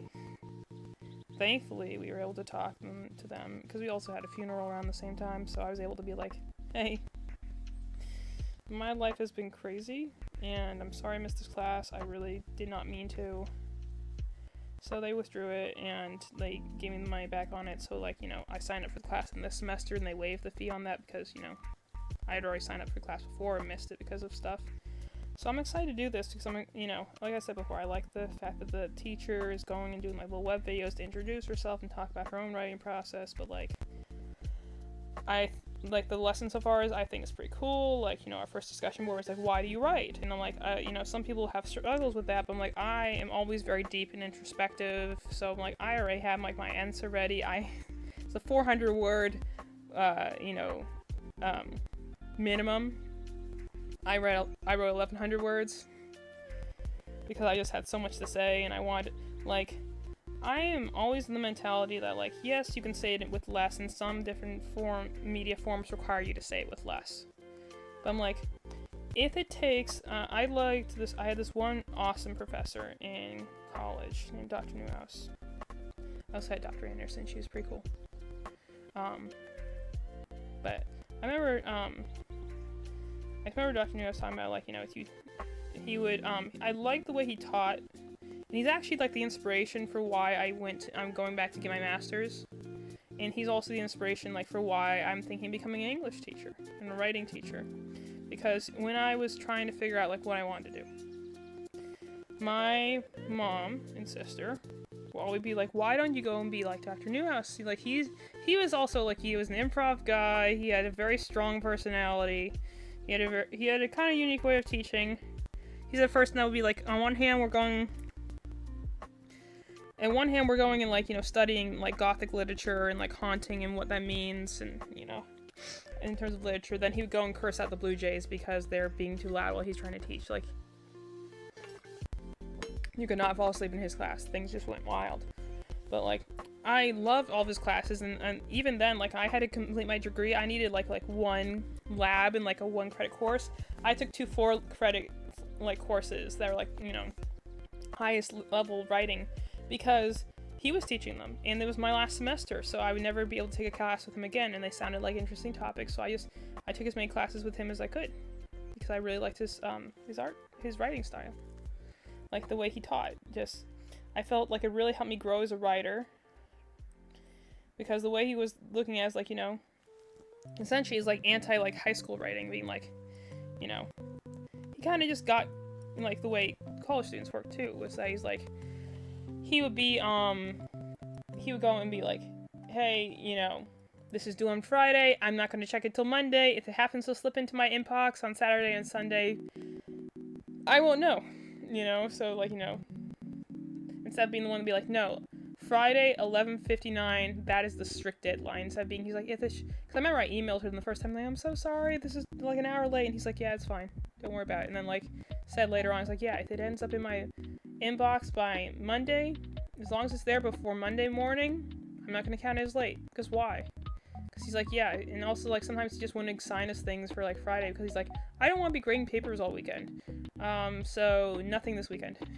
Or, like, I have an improv thing this weekend, I don't want to do anything extra, so, here, you get an extension. But he also is someone that would be like, he never gave me out on 100s, the best he could get from him was a 95. And that's because he said, like, then I have those extra points to curve you at the end if you, like, you know, you're going from, like, you know, B to a C, C to a B, or B to an A, you know, like, he'll give an extra curve to help that out. But, like, you know, and also he'd be, like, he was someone that really imparted, like, someone, like, one thing he imparted that I always kind of, like, have stuck to in terms of, like, writing, is that he always had this thing he would say that would be, like, he would present, like, several different ideas, like, if there was, like, symbolism in a certain book. The way, like, syntax was used, or the way, like, you know, the spacing between the paragraphs and stuff like that. He would point out potential, like, meanings for books, but he would always end it with, like, that might be interesting, or it might not be. Because his whole idea is that, like, anything could potentially be true if you could defend it. Like, any stance you could take on a book, you could say that he was saying, like, you could go and say Dracula has to do with, like, you know, you could relate it to, like, you know, the baby boom. He's like, I don't know how you would, but if you could, if you could, like, support it and find a way to do that, and if you can convince me in your paper that, yeah, this is that thing, they'll be like, okay. You know, like, he didn't have a way, like, this is what it is, or this means that, or, like, you know, Great Gatsby, everyone points out, like, the thing about, like, you know, the yellow car means caution. He's like, you could go and tell me the yellow card sucks and there's nothing actually important about it, and, you know, if you sell it however many words, you know. He's also something that, like, didn't care about page counts or in word counts. He's like, if you can say it in 200 words, or if you can say it in 20,000 words, you know, like, be reasonable, obviously, but, like, however, like, his word counts will usually be, like, try and hit 5,000 if you can, try and have, like, 3 to 4 pages, but he's like, I'm always the one who's always gone over page counts, because I always want to make sure I say my things just the way I want to, and I always go, like, very in detail. So, like, he would be the one who would go and be like, you know, however little or much it takes you to sell your point. He's like, you can make crap in 200 pages, and you can make crap in 2 pages, you know, like, word count means nothing, it's what the substance is. So, like, you know, however long it takes you to say your argument, that's how long the paper is supposed to be, you know? And that really just stuck with me, like, those 2 ideas. The idea, like, you know, any viewpoint can be correct or incorrect, depending on how well you sell it, you know?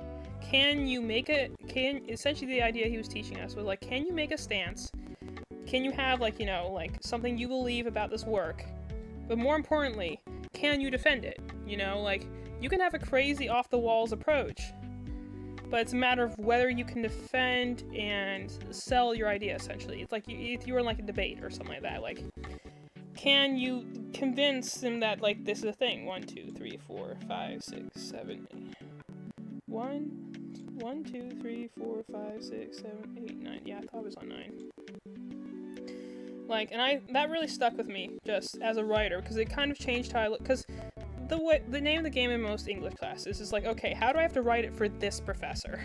What do they want me to write?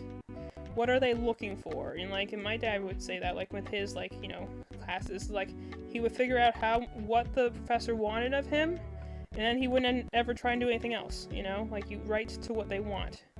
But I felt like with Dr. Neuhaus was, like, the first one that I would go and, like, he was the first one like, not necessarily the first one, but just the one I remember most prominently in my college years. Just being, like, because I had a lot of great teachers in college, like, it made me sad for my sister to say, like, you know, my former, like, my college I went to, saying that, like, yeah, they're kind of going downhill, they've been struggling in recent years with enrollment, and I'm like, oh, that's sad. they were the place that I was like thinking like, you know, maybe one day when I have my master's and I want to teach, maybe I would love to go teach at that school, because I like had such a great experience at the time. I had professors that really did change my life, change my perspective on things. Were just, there went my yarn. I'll have to pick that up in a second. Just really changed my view on a lot of stuff, and I was just like, the idea that the school could like, you know, potentially shut down is like, sucks, because I'm like, I had a great time there. You know, you got great professors. Just sometimes sometimes the administration can be a little touch and go. I have had issues with the administration, but always for stupid reasons. Like, it'd be like, I'd get in trouble for something that I wasn't even like something I got in trouble for. Like, I famously had many roommates. Not like literally, like as in like I had like a roommate change every year, if not every semester. And then some semesters I was supposed to have a roommate and the roommate never showed up, so I had a room all to myself. That happened 3 times in a row. I was supposed to have a roommate, they never showed up. I'm like, okay. And then they're like, okay, but don't worry, we have another one showing up. And then that person showed up, said hi, never came back.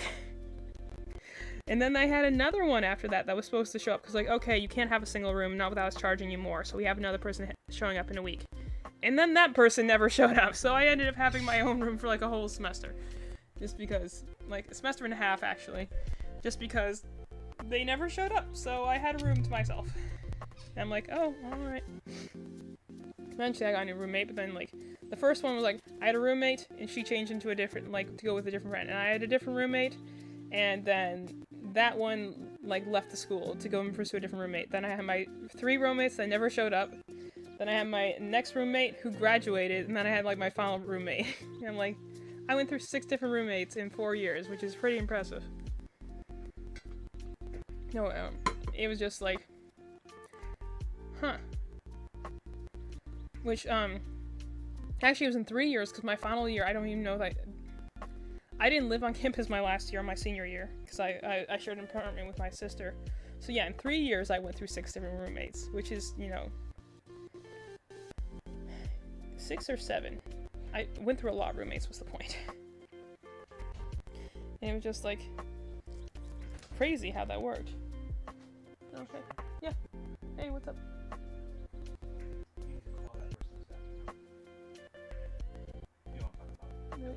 Yeah. Alright. I can help you whenever you're ready.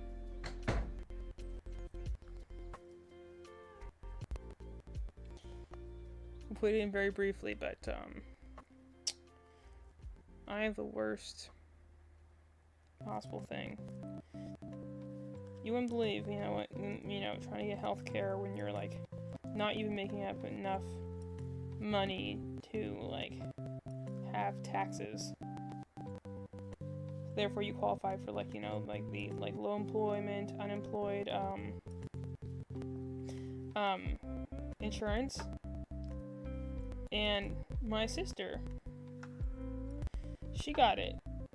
Like, you know, same thing again, we're both like, we're preschool salary. We don't make enough money to even have taxes. Like, we're not making a lot of money at all. That's why we live with our parents right now, but like,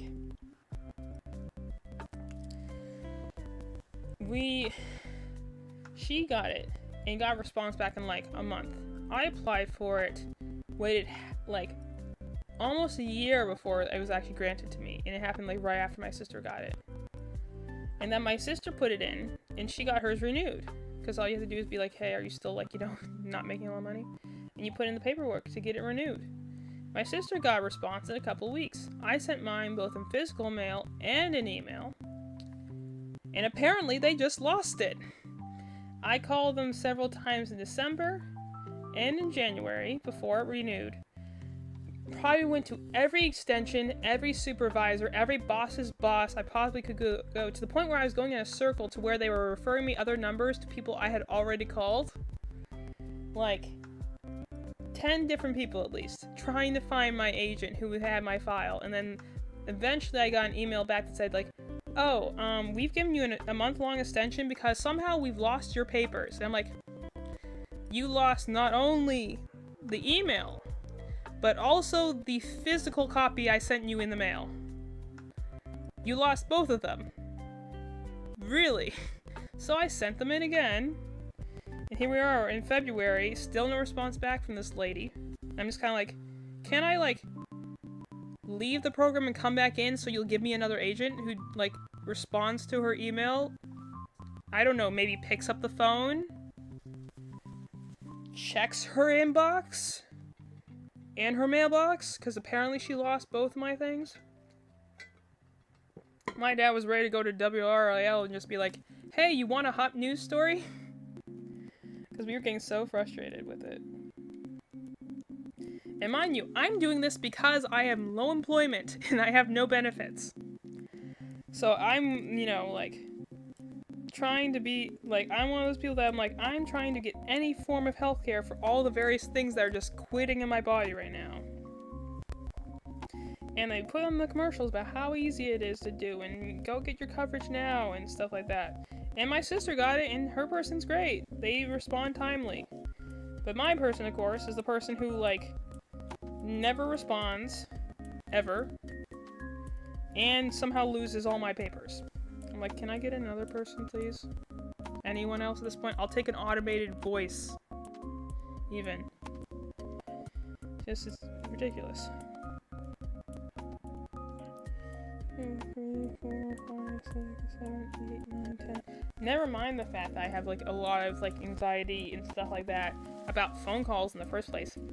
I can break into it like a full-on, like, cold sweat just going to the doctor's office sometimes. Like, I'm not in a great mental space for a lot of reasons, but having to constantly call these people and be like, your boss is, and then the amount of people I have to go and be like, thanks for helping me, but also, you couldn't help me. Like, they'll, you know, and a lot of them were, a lot of people we, like, not like it was bad service necessarily, because, like, a lot of people we talked to, like, over these extensions would be like, they're trying to help, but they're also like, yeah, we can't access that from our location. You know, like, so you're gonna have to follow up with this person, and so we're, like, chasing down, this person, and this lady, and then that lady's boss, and then that lady is that lady's boss, and the boss of that boss, and next thing you know, we're like, again, when you get to the point where they're giving you phone numbers, they're like, okay, if you need questions, call this person, and then that person goes to voicemail. So you're like, if you have a question, go to this person, and that person goes to voicemail. And then if you have issues, go to this person, and then that person is actually the first lady you already called. So you're like, well, I guess we got to the end of the chain, and none of them are answering their phone, so. Oh well. Good thing it wasn't a life emergency, right?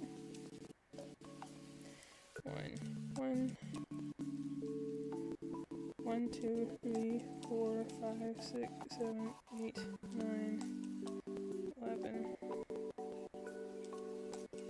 Okay, maybe go back 1. 1, 2, 3, 4, 5, 6, 7, 8, 9, 10, 11.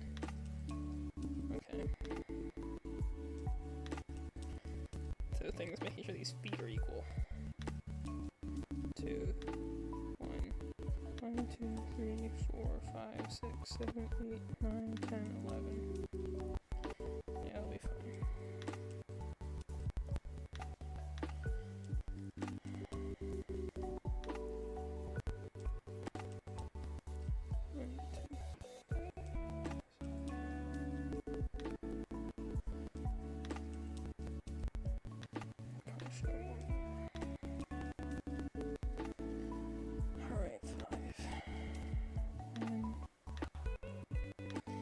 Or at least I'm finishing this Mochi bunny.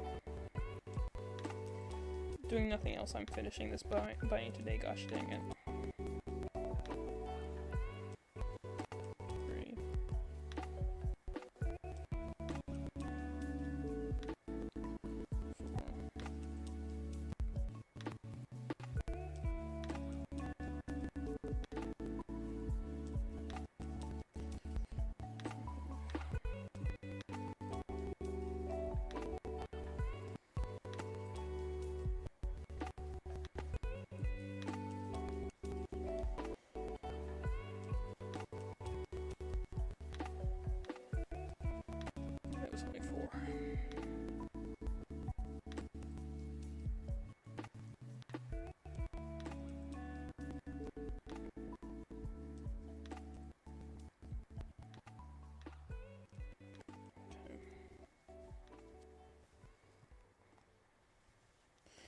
Unless it says it'll go to like 5 double crochets. I'm like, that actually means I need 6 on the hook. Forget that sometimes. 1, 2, 3, 4, 5, 6. There we go. So we can make the little nub feet. 1, 2, 3, 4,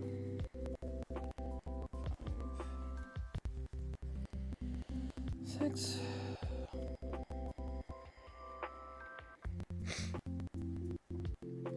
7, 8, 9, 10, 11. And you just kind of have to sit there sometimes and be like, I feel sometimes I'm just uniquely unlucky, where like, not necessarily bad luck, I wouldn't necessarily like say that, but it's more like the fact that like, things will happen to me that aren't necessarily horrible, but there's things that are like weird, like, of course that would happen to me. Like, the, you know, like I was saying, the one roommate, whose name I don't even remember. But like, she moved out, she did something that technically wasn't, like, right, like, you know, we live on the first floor, so our window was right next to the, like, porch, that, like, you know, where the landing of the, like, front of the building was. 1, 2, 3, 4, 5, 6. So, like, throughout the year, like, if she wanted to get in quickly or she forgot her key, I would let her in through the window because it literally was like 2 feet from the ground, you know? And we used to do that a lot, you know, throughout the year. And no one ever had an issue with this. But so she was a senior and she was moving out for, how many do I do here? 5. But, and so she had, like, you know, it was the day of graduation, like, you know, she was moving out. She had forgotten something. And so she knocked my window, and I was still there because I was a marshal, so, you know, I was one of the people who, like, you know, works on graduation day. Like, I'm one of the people that stands there with the sash, that leads, like, people in, like, shows people to their seat, you know. It's a special thing that you only do, like, if you're in the honors track and you have a certain GPA. It's like, it's a big thing, you know, it's a big honor thing. And I had done it multiple years at that point, which means that I stay a little later than the other people do, in the dorms, you know? And I'm allowed to do that because, again, I'm a marshal, but, like, I wear, like, a sash and everything. But I had a lot of that, too, because during my college experience, I went through 2 different presidents of the colleges, so I was marshalling at a goodbye ceremony and an entrance ceremony, in addition to, like, a dedication of, like, a plaque, and a funeral, because my, it's horrible to say, but my grammar teacher passed away while I was in the class. And we had a chapel on campus, so we had a funeral. And I was like, that was in, like, a wake service, and how many people can say that? Again, weird things that have happened to me in my life. I'm like, how many people can say they were in a class, and then 2 weeks in, their teacher, like, you know, just misses a class, and she's like, okay, I had to go have a procedure done, I'll be back soon, and then a week later, she's no longer among the living. Like, how many people can say that has happened to them? And that they get to then go marshal in their special, you know, sash for their wake at our little chapel. Like, the amount of things I did, like, during my college years, they're not necessarily good or bad even, like, just strange things that happen. Anyway, so this roommate story, 3 in a decrease, alright. So, my roommate, you know, and she's pretty nice, so we got along fairly well. I think I'm very easy to live with, and I'm not saying that in, like, a vanity way. Like, I just have an incredibly high patience level. Like, I put up with way more than I should. To the point that I've ended up in more than a fair share of abusive friendships. And definitely have gotten taken advantage of. Not necessarily in, like, a bad way, but more just, like, emotional ways, or, like, I'll put up with more than I reasonably should. Like, you know, I quit a lot later than people. Although once I lose someone's trust, or once I decide I'm done, I am full stop hard pass done. Like, I will not go back, I'm not going to try again, I'm just done. Because, again, I have such a high patience threshold that once it's crossed, I'm like, nope. This is the end, burn the bridge, move on, you know? Like, so I am pretty easy to live it because I live with my sister and I shared a room with her for like my whole life, so I'm very used to sharing a space. So like, because of that, I think that I'm pretty good roommate to have because I don't not bothered by most things. Like the only time I was a little concerned was like, you know, I came back into a room one day after class, saw something in my roommate's bed, thought it was her taking a nap. It was actually her boyfriend, and I'm like, oh, there's a guy in our room. That's definitely not something we're not allowed to have, but I'm certainly not going to go like being bothered by that. So I just, I was going to sit and work on like something in my room, like, so I just packed up my computer, put all my stuff in my backpack, and headed off to the lab. I'm like, okay, taking note of that and walking right back out. You know, but like, I didn't like go and report her or something like that, because I'm like, who cares? It's her bed. Guy was asleep. He did have a shirt on at least, so, you know. I'm like, yeah, whatever. Not a big deal. It's not like he was in my bed or something. Like, that would have been different, but I'm like, it's whatever. I so don't, like, care half the time that I'm just like, you know, as long as you're not doing something that's outwardly malicious, I give people so much slack. I don't think you're doing something, like, intentionally, then it's not a problem. But also, I'll also be someone who'll be like, okay, this has been an issue for a while now. I think we need to do something about it. And again, like, I've been told before, I can be kind of frank about things. So sometimes I'll be like, I come off maybe a bit harsh or maybe aggressive even sometimes, because I'm like, okay, clearly speaking around the issue is not working, so let me be direct. And then sometimes people will think you're trying to be aggressive towards them. Anyway, I digress. Point being, I think I'm a pretty easy person to room with. I had no issues with my roommate that year. One of like 6 roommates I had. I think she was the last roommate I had before I moved out and got my own apartment. Well, my own apartment with my sister, because we both we were at different schools, but both in the city. So it was actually more it's better to have, because her dorm was horrible. It was essentially a cinder block cell. But, like, mine was fine. I lived in a suite. But we were like, what if we went and lived together? And, you know, like, then we could, you know, just split the cost for our dorms to get an apartment, which our parents agreed to. We just had to agree upon a place, and it had to be within a certain budget. But, like, okay, our parents were, like, paying for, our boarding and everything like that, like, our college thing. So, they're like, as long as it's, like, essentially the cost of 2 dorm rooms or under, then, you know, go ahead. 200 degrees. Alright. But, like, so that last year, all throughout, like, the year, we had done this thing where we had access to this window. So, you know, I didn't mind unlocking and letting her in and grabbing something, you know. So, she had graduated. I was still on campus because I was a marshal. So, she knocked and said she'd forgotten something. So, I let her in. She grabbed what she needed, and then she left. I got in trouble for this, because apparently, since she was graduated, she was no longer a student. And therefore, I couldn't let her in, because she was no longer a student. And even besides the fact, I was not supposed to let people in through the window. The public safety guy, by the way, never reported this. It wasn't him who, like, mentioned this. He, because it was the day of move out, so people were coming in and out windows all day. On the 4th floor, at least, because, you know, it's easier to do that than go through, like, the 3 doors you have to do in order to get to the main door, because you have to go past the suite door and then past the front door, and all 3 of these take a key card. So, like, you know, it was easier to hand, like, a box of shoes through the window than it was to take, or, like, to move, a large photo, like, a large picture frame or something, you know, through the window than it was to go through 3 doorways. So people have been doing this all day long. And, you know, there was not a problem with it.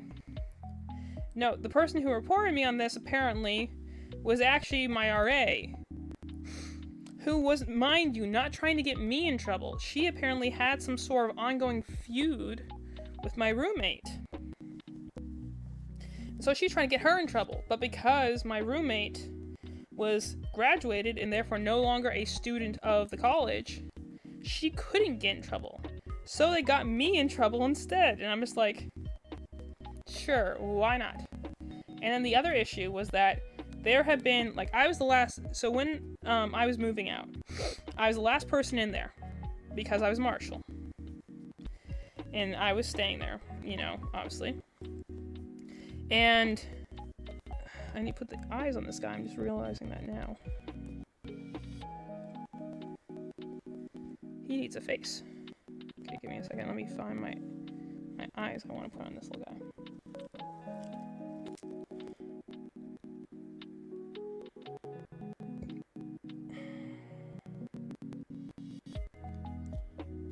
Go back to the video. See, the pattern says the numbers, like the pattern says, like, you know, the numbers for the rows. But it does not say, stuff the video does. For, like, where you're supposed to put the eyes in. So let me go find the video again.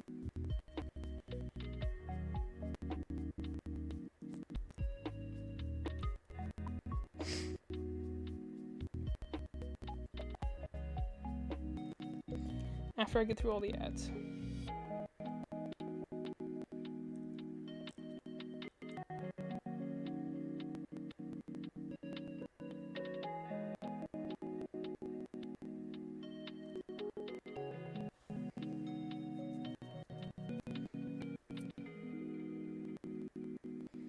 Hey, just tell me where I'm putting the eyes.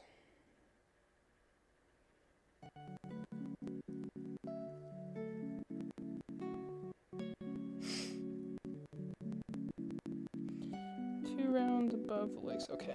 Fair enough. Where are my little eyes?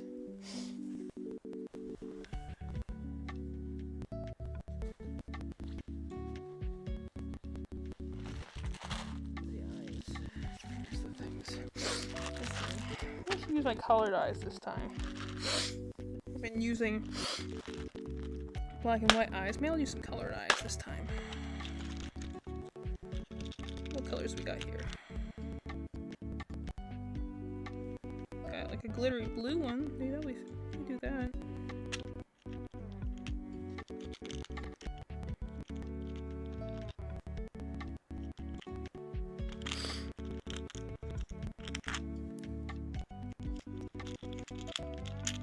Little pink nose. If not, I'll just use regular black eyes. Because it is a rabbit. 1, 2.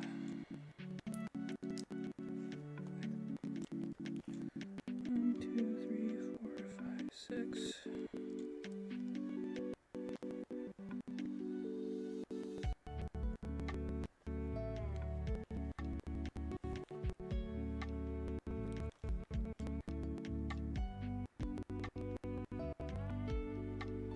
I don't know if I care for that, I just want to do regular black eyes.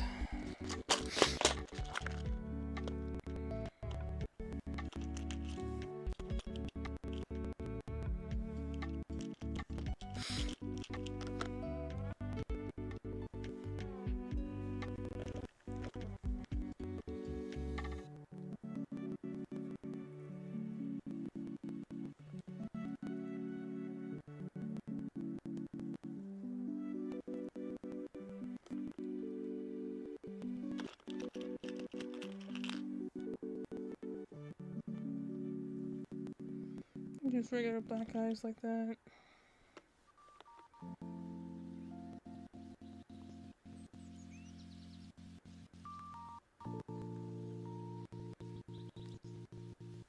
We'll try the tiny black eyes and see how those do.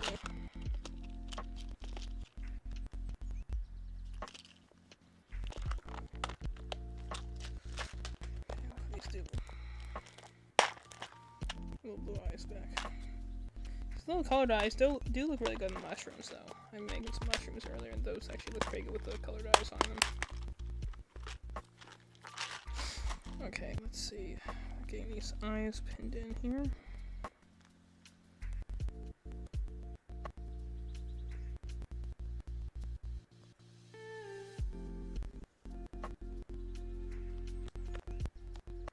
These things I just have to make sure. Lately I've been using these, like, you know, different, there's these backs for these, eyes I use.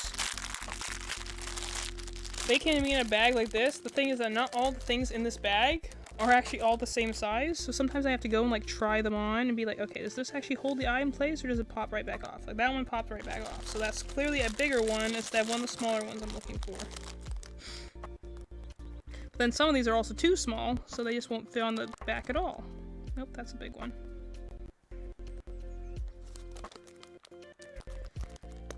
Okay, that's a smaller one. Good.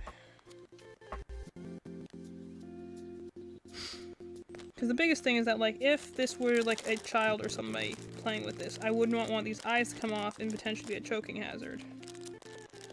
Which, you know, again, granted, I'm not liable for, because if you buy a thing and be like, hey, this thing fell off, I'm like, well, you bought it. Gave it to your child. It's kind of a you problem, my dude. That looks about centered.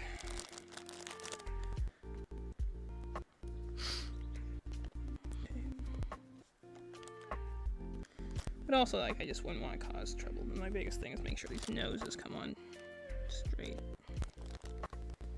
So, like, sometimes I'll put it on and it'll be like, it seems like it fits and then it pops right back off again. Because I have both large and small ones in this little baggie. Because for some reason, and I would not buy them like that again because it's not easy to sort through, but... Okay, where did I put that? Where did I put my stuff? I had it in my hand a minute ago.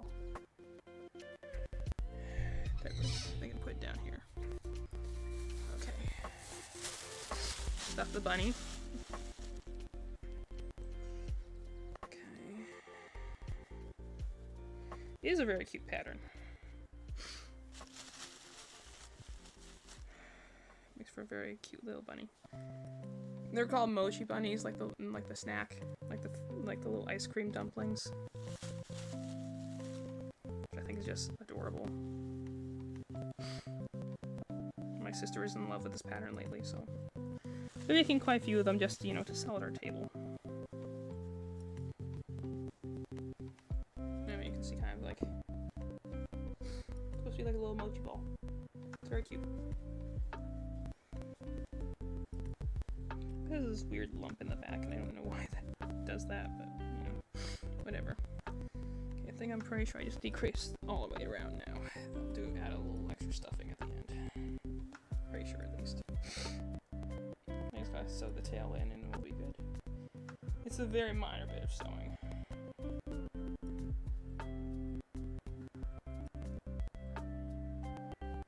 Okay. One decrease, and then decrease. Okay. But anyway, so end of this roommate story. So, in addition to this happening, so I'm like one of the last people here. In the suite. If not the last person here. And like last few days, I've not really done anything. I've been playing GameCube in my room, playing one of my RPGs. You know, just hanging out because, you know, my family was like out of town at the time for like the actual graduation. So I told them, I'll just live in my dorm. It's fine. I know how to get places. I know where to get food. You know, just come get me afterwards. So after that, I had to stay like an extra few days, which was fine. We had cleared it with like administration and everything. And so they came, they helped me move out. And the thing is that at the end of everything, everyone should be moved out at that point. I should be the last person left in this dorm. You know? So as we're leaving, we have like a kitchenette sort of thing. It's a suite style. And there's some stuff just piled on the table. It all looks like trash. Stuff that has been left behind, because that is the thing that you're supposed to do. Like, anything that they tell you, like, anything that's left behind will be thrown out by the cleaning crews that come in to, like, you know, sanitize and clean the rooms before the next, you know, next semester, next batch of students, and so on and so forth. So, there's this, like, pile of junk, and mind you, it's, like, a lot of it's, like, you know, expired or expired soon food, like, dry goods, there were, like, some mason pot holders, like, there was a Swiffer left over, because sometimes people just don't want to take the stuff, and they'll just leave it behind to get thrown out, because it's faster than going to a dump, you know? And, come on, lost my loop there. So, we looked through that, and I told my family, I'm like, oh, okay, since I'm the last one here, this stuff's gonna get thrown out anyway. Is there anything you want? So, like, we took, like, the Swiffer, maybe, like, a couple packets, like, of gravy mix, and, there was, like, a few roses in a vase. And a little more context, so my college has this kind of, like, tradition with roses, where when you graduate, after the graduation ceremony, everyone gets a single rose, and the idea is you throw them in the fountain. We have a big fountain in like the main building. There's this big fountain, and the idea is that you go and throw the rose in the fountain. Is kind of like a kind of a send-off thing, because you can't throw your caps anymore. But the idea is that you go and throw this rose in the fountain. It's like a good luck thing. It's like, or like some sort of tradition. Like, because we were, originally female college. There's something, I don't remember exactly what it was. But the whole idea is everyone puts roses in the fountain. And they leave them usually. So, like, you could go and, like, grab roses afterwards. Like, some people would literally grab roses and, like, make a bouquet afterwards.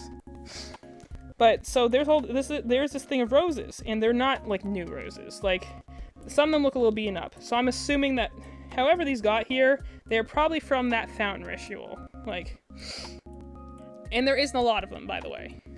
It's just like a handful. And so my one sister, she's like, hey, you think I could take one of these roses? I'm like, yeah, probably. So my two sisters take roses, right? And we go and we walk out. We think all is well and done. I'm ready to move on. I'm going to be teaching in my mom's preschool classroom for the next 2 weeks with her and her partner, who was like, this nice old lady who's essentially like an extra grandma to me. And I'm going to work with them for 2 weeks. And it's going to be, I'm so burnt out at this point from finals and essays. And give me a minute to blow my nose here. Like, I've just been looking forward to, like, this break. Be done. I had some really hard papers I had to do. Like, I'm, like, ready to be done with school and be done for the summer.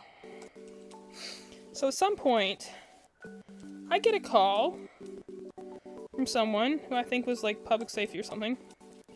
And he asked me, like, we happen to, like, take anything out of the rooms.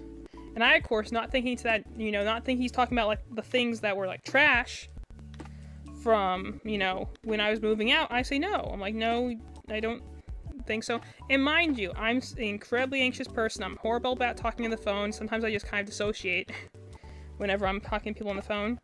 And, I'm like, okay, and I think nothing of it. And then, like, a few days later, when I'm, like, in my mom's preschool classroom, I get another call that, I'm being, like, I'm in trouble because apparently I've stolen something from the college. And I learn a little bit more about this, and it turns into this 2-week-long affair. In the middle of summer, mind you, when I'm burnt out, trying to recover, and, like, mentally unwind, peace out for the summer, and I'm getting calls from all these on-campus cops about how I'm in trouble because I stole something, and, I lied to a cop because they saw me on the cameras walking out with stuff from our dorm room, and, I just apparently was one of those kind of, like, do you know this, yes or no? And you answer no because you mean no, but then they think that you mean yes. Like, it's one of those tricky yes or no questions where you're like, okay, which of these means affirmative, Like, yes you did or yes you didn't, like, it was one of those sort of tricky things. And it was also the middle of the night, and I was burnt out and messed up and stuff like that. So, I apparently did that. They saw us on the camera, so therefore they think I'm at fault because I lied to the police officer, and I'm like, wait, what? I was freaking out at the time. I wasn't thinking clearly. It was the middle of the night, and I was also, again, autistic, not great at reading social cues. Did not realize what I was even being questioned for at the time. And so then I have to go and have this whole thing where, like, 3 different times I had to give, like, a full statement on what happened. And it's this mess. I have to talk to administration people. There's talks about, like, getting into serious trouble. I'm, like, having panic attacks over the whole stupid thing. Eventually I have to meet with, like, administration. It's this whole mess. Again, just because I happen to be there. And eventually, when I get the full story, and I get it actually from, like, some different, some public safety guys that were actually very nice. They were very kind to me. The first thing I learned about is that the person who filed the complaint was my RA. Mind you, my RA was also there because she was also in the honors track. I actually personally knew her because I had many classes with her. I knew her and her boyfriend, who was also staying in the dorm room, which he was not allowed to do. But again, I didn't think anything of it. I was like, okay, whatever, you know. They had apparently reported a lot of their stuff had gotten stolen. And when they saw me coming off the cameras, they pegged me for being the person who stole them. Like, and they were saying like a lot of stuff. Like, an iPad was stolen. 24 roses were stolen. Like, things that cost money. Not the random junk we found on a table. And like, 3 not as beaten up roses we found in a vase. You know? Like, they were trying to say like, big things were stolen. They were asking like, did you steal an iPad? So of course I said no. Because, like, I didn't steal an iPad. We didn't even see an iPad there. We didn't touch anything.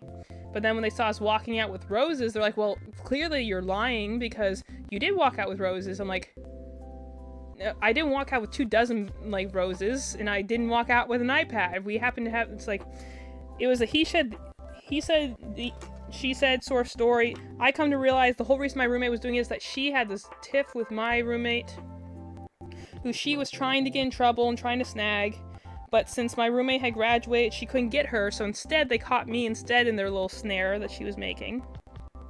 Got me in a butt ton of trouble. I had to talk to so many people and give my statement over the phone to officers repeatedly. I was afraid I was going to go to get expelled or something. It was the worst thing ever. I had so much stress. I think I cried several times over the whole thing. Eventually, we figure the whole thing out. I have to talk to, a person from administration where he's like, okay. He gets it. He's like, but also you shouldn't have done that. I'm like, well, I was doing it, and I was not the only person doing it, actually. I'm just the one you caught. There were, 10 other people doing, because then that's why I brought the whole thing about going through the window. That was the other thing they were saying that I was doing that I was not allowed to do. And it was also it's one of those things that's like a handbook thing where, well, it says in the handbook, no one reads the handbook. No one reads the handbook unless they need to know how to do something. You know when I read my handbook for, my one job? When I wanted to know how to quit, because I had never quit a job before. So I looked up in the handbook how to officially give in my 2 weeks notice. Because I didn't know how to quit a job. No one reads the handbook. No one would ever read the handbook. But, it was just stupid. This thing that happened. And then they came to realize that, okay, first of all, my RA was lying. That, they had embellished what was stolen, clearly. And I explained to them, there was not 24 roses there, and I can have, 3 people back me up on that one. It was a few roses that looked like they were from the fountain that we had for this, little ceremony thing, and there was not 24 there. They were trying to pretend that it was oh, yeah, $50 worth of roses. I'm like, no, it was not. It was a couple roses that were from that particular event. It was not that many. It was not that big of a deal. And there was no iPad that they apparently wanted to say was stolen. Because I heard from this public speaking person after, the public safety guy, who I knew pretty well. He was very nice. I saw him a lot around campus. He helped me get into the doors a couple of times. And then, the one time I, passed out in the hall and they called an ambulance over that. Again, weird things that have happened to me during college. Not necessarily bad, but just weird things. They called an ambulance about it, and, obviously I didn't want to ride an ambulance because ambulance visits cost a lot of money. But I essentially had a panic attack, and someone found me passed out in the bathroom, so. Don't have a panic attack about being late to math class, kids. But, after the fact, he drove me around in the golf cart to get to my classes. He was a very nice public safety guy. I don't know if he still works there, but he was a great guy. I really liked him. My mom knew his name too because he wouldn't be like, oh, your daughter is such a troublemaker, wink wink, because I was a really quiet student that always kept to myself. So he's like, when this whole thing happened, the reason I learned that it was because of an issue between my roommate and this the other girl is because he told me. He's like, oh yeah. It's he apparently had because he was the person for our area. And the faculty the administration, which knows nothing, mind you, about this whole situation, is going in thinking I'm some sort of criminal problem student, and he's going and telling them, you got the wrong girl, like, she's so quiet, she keeps to herself all the time, like, this is not the person you're looking for. But they just wouldn't listen, and so we're, like, you know, they're like, well, no, we gotta follow up on this, you know, believing the other girl because she was the RA. Mind you, the reason I'm still on campus at all is because I was given the honor of being a marshal.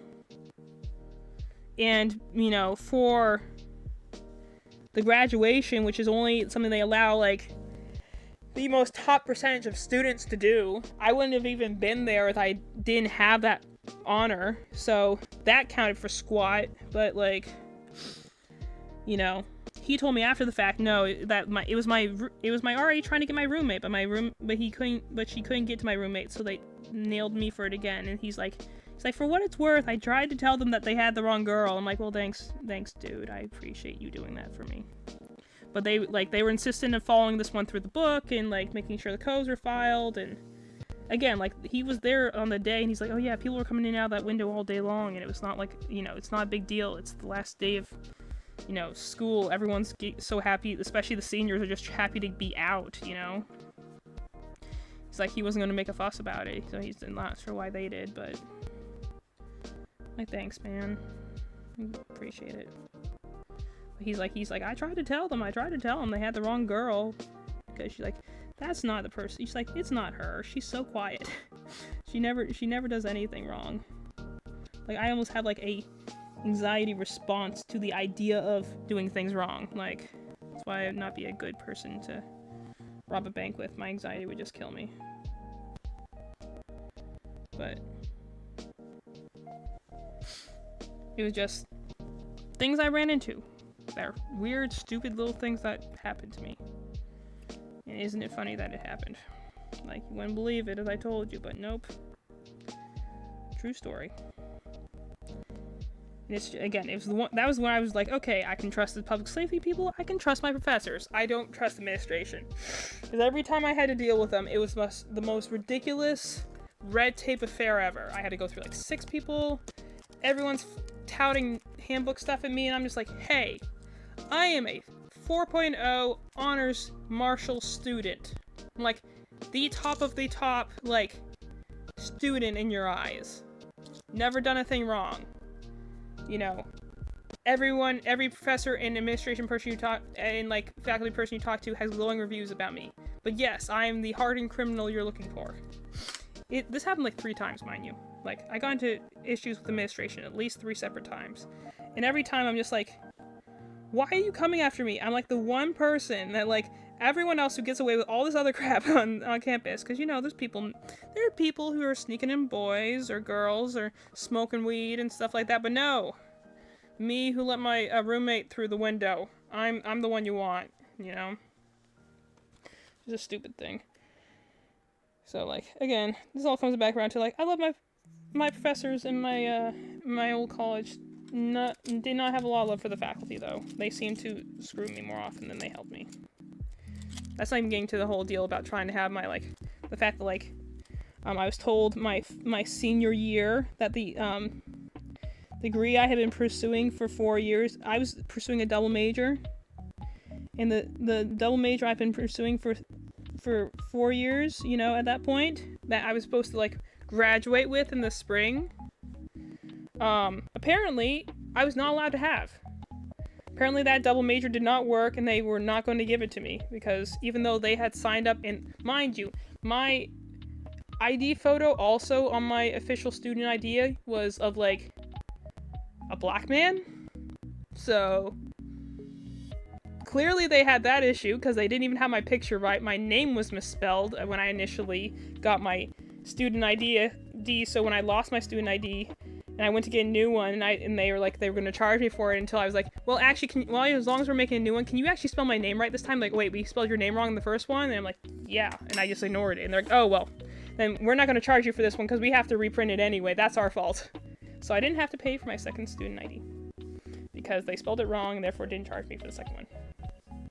But, like, for years, you know, they had it listed as two different majors. I was, you know, and not until, because I never was assigned apparently a like counselor to help me with my like, you know, classes and make like I did it with my mom, like, you know, in order to make sure that like I had all my credits and stuff. I did it with my mom because I was never assigned a counselor to help me with my like classes, and they're like, really? That never happened? I'm like, nope. No one contacted me. The problem was that the major I was in at the time was switching a lot of professors, so I guess they just never, like, they were like still rewriting the curriculum and reworking the college and stuff. College was going through a big growth period because they had just switched from like an all-female to co-ed. And apparently in that whole mess, they had never given me a counselor, so I never met with someone the whole time I was there until like the final like semester of my college experience. And it was like then they're like, oh yeah, we actually can't give you this double major, we can give you a minor maybe. I'm like, I've, you know, again, been doing all these credits, all these extra classes, and so you're telling me for like the 20-some English credits I have, you're going to give me a minor, which I need like 4 credits to do. So essentially, like, I've just done a lot of things, I've done all this stuff for like nothing, you know? In my, you know, last semester of my college, of my senior year. And so eventually, I do talk to like some professors. I always bring out my dad whenever like I have to go and like I'm against hard-headed people, because he'll be the one who will go, he's a CIO, you know, like he knows how to yell at people. So I don't, if I ever am in, like, I'm dealing with this whole, like I said before, this Medicaid issue I'm having. I'm like, I'm bringing out the big guns. I'm bringing my dad into this. You're gonna wish that you had to talk to anyone else. You know? So, like, I was ready to bring my dad out on that one. The good news is that by the time I went and, like, talked to them the second time, my teacher, my professor, who was, you know, my counselor, she had talked to other people in the English program. And they had come to, like, because the idea was that they were saying essentially my communications degree and the writing degree were not compatible, because the idea was that the reason the writing degree existed was essentially to be a midpoint between the communications and the English degree. So then, like, hypothetically, there's too much crossover between the communications and writing degree for it to count, was essentially their argument. I think this is crooked. Yeah, I went a little too low. But was essentially their argument. And so she's like, we talked to the rest of the English staff. You know, everyone who's spoken about you had like glowing like remarks. So like we all talked to it and we managed to figure out like we can give you the writing major, because I was double majoring, which, mind you, takes a lot more hours, a lot more classes, a lot of work. So, you know, a minor's waste is a lot smaller, a lot less commitment. But I wanted the major, so, like, you know, like, we're gonna give you the writing major. You'll just need these classes in order to get it. And I'm like, cool. So they managed to figure it out. They managed to essentially fudge the system, and the reason they were actually able to argue it was essentially the idea is that, like, in their systems, hey, Madeline, I'm complaining about college. You know, like when I had to fight for my, like, you know, my double major. I've been talking about that.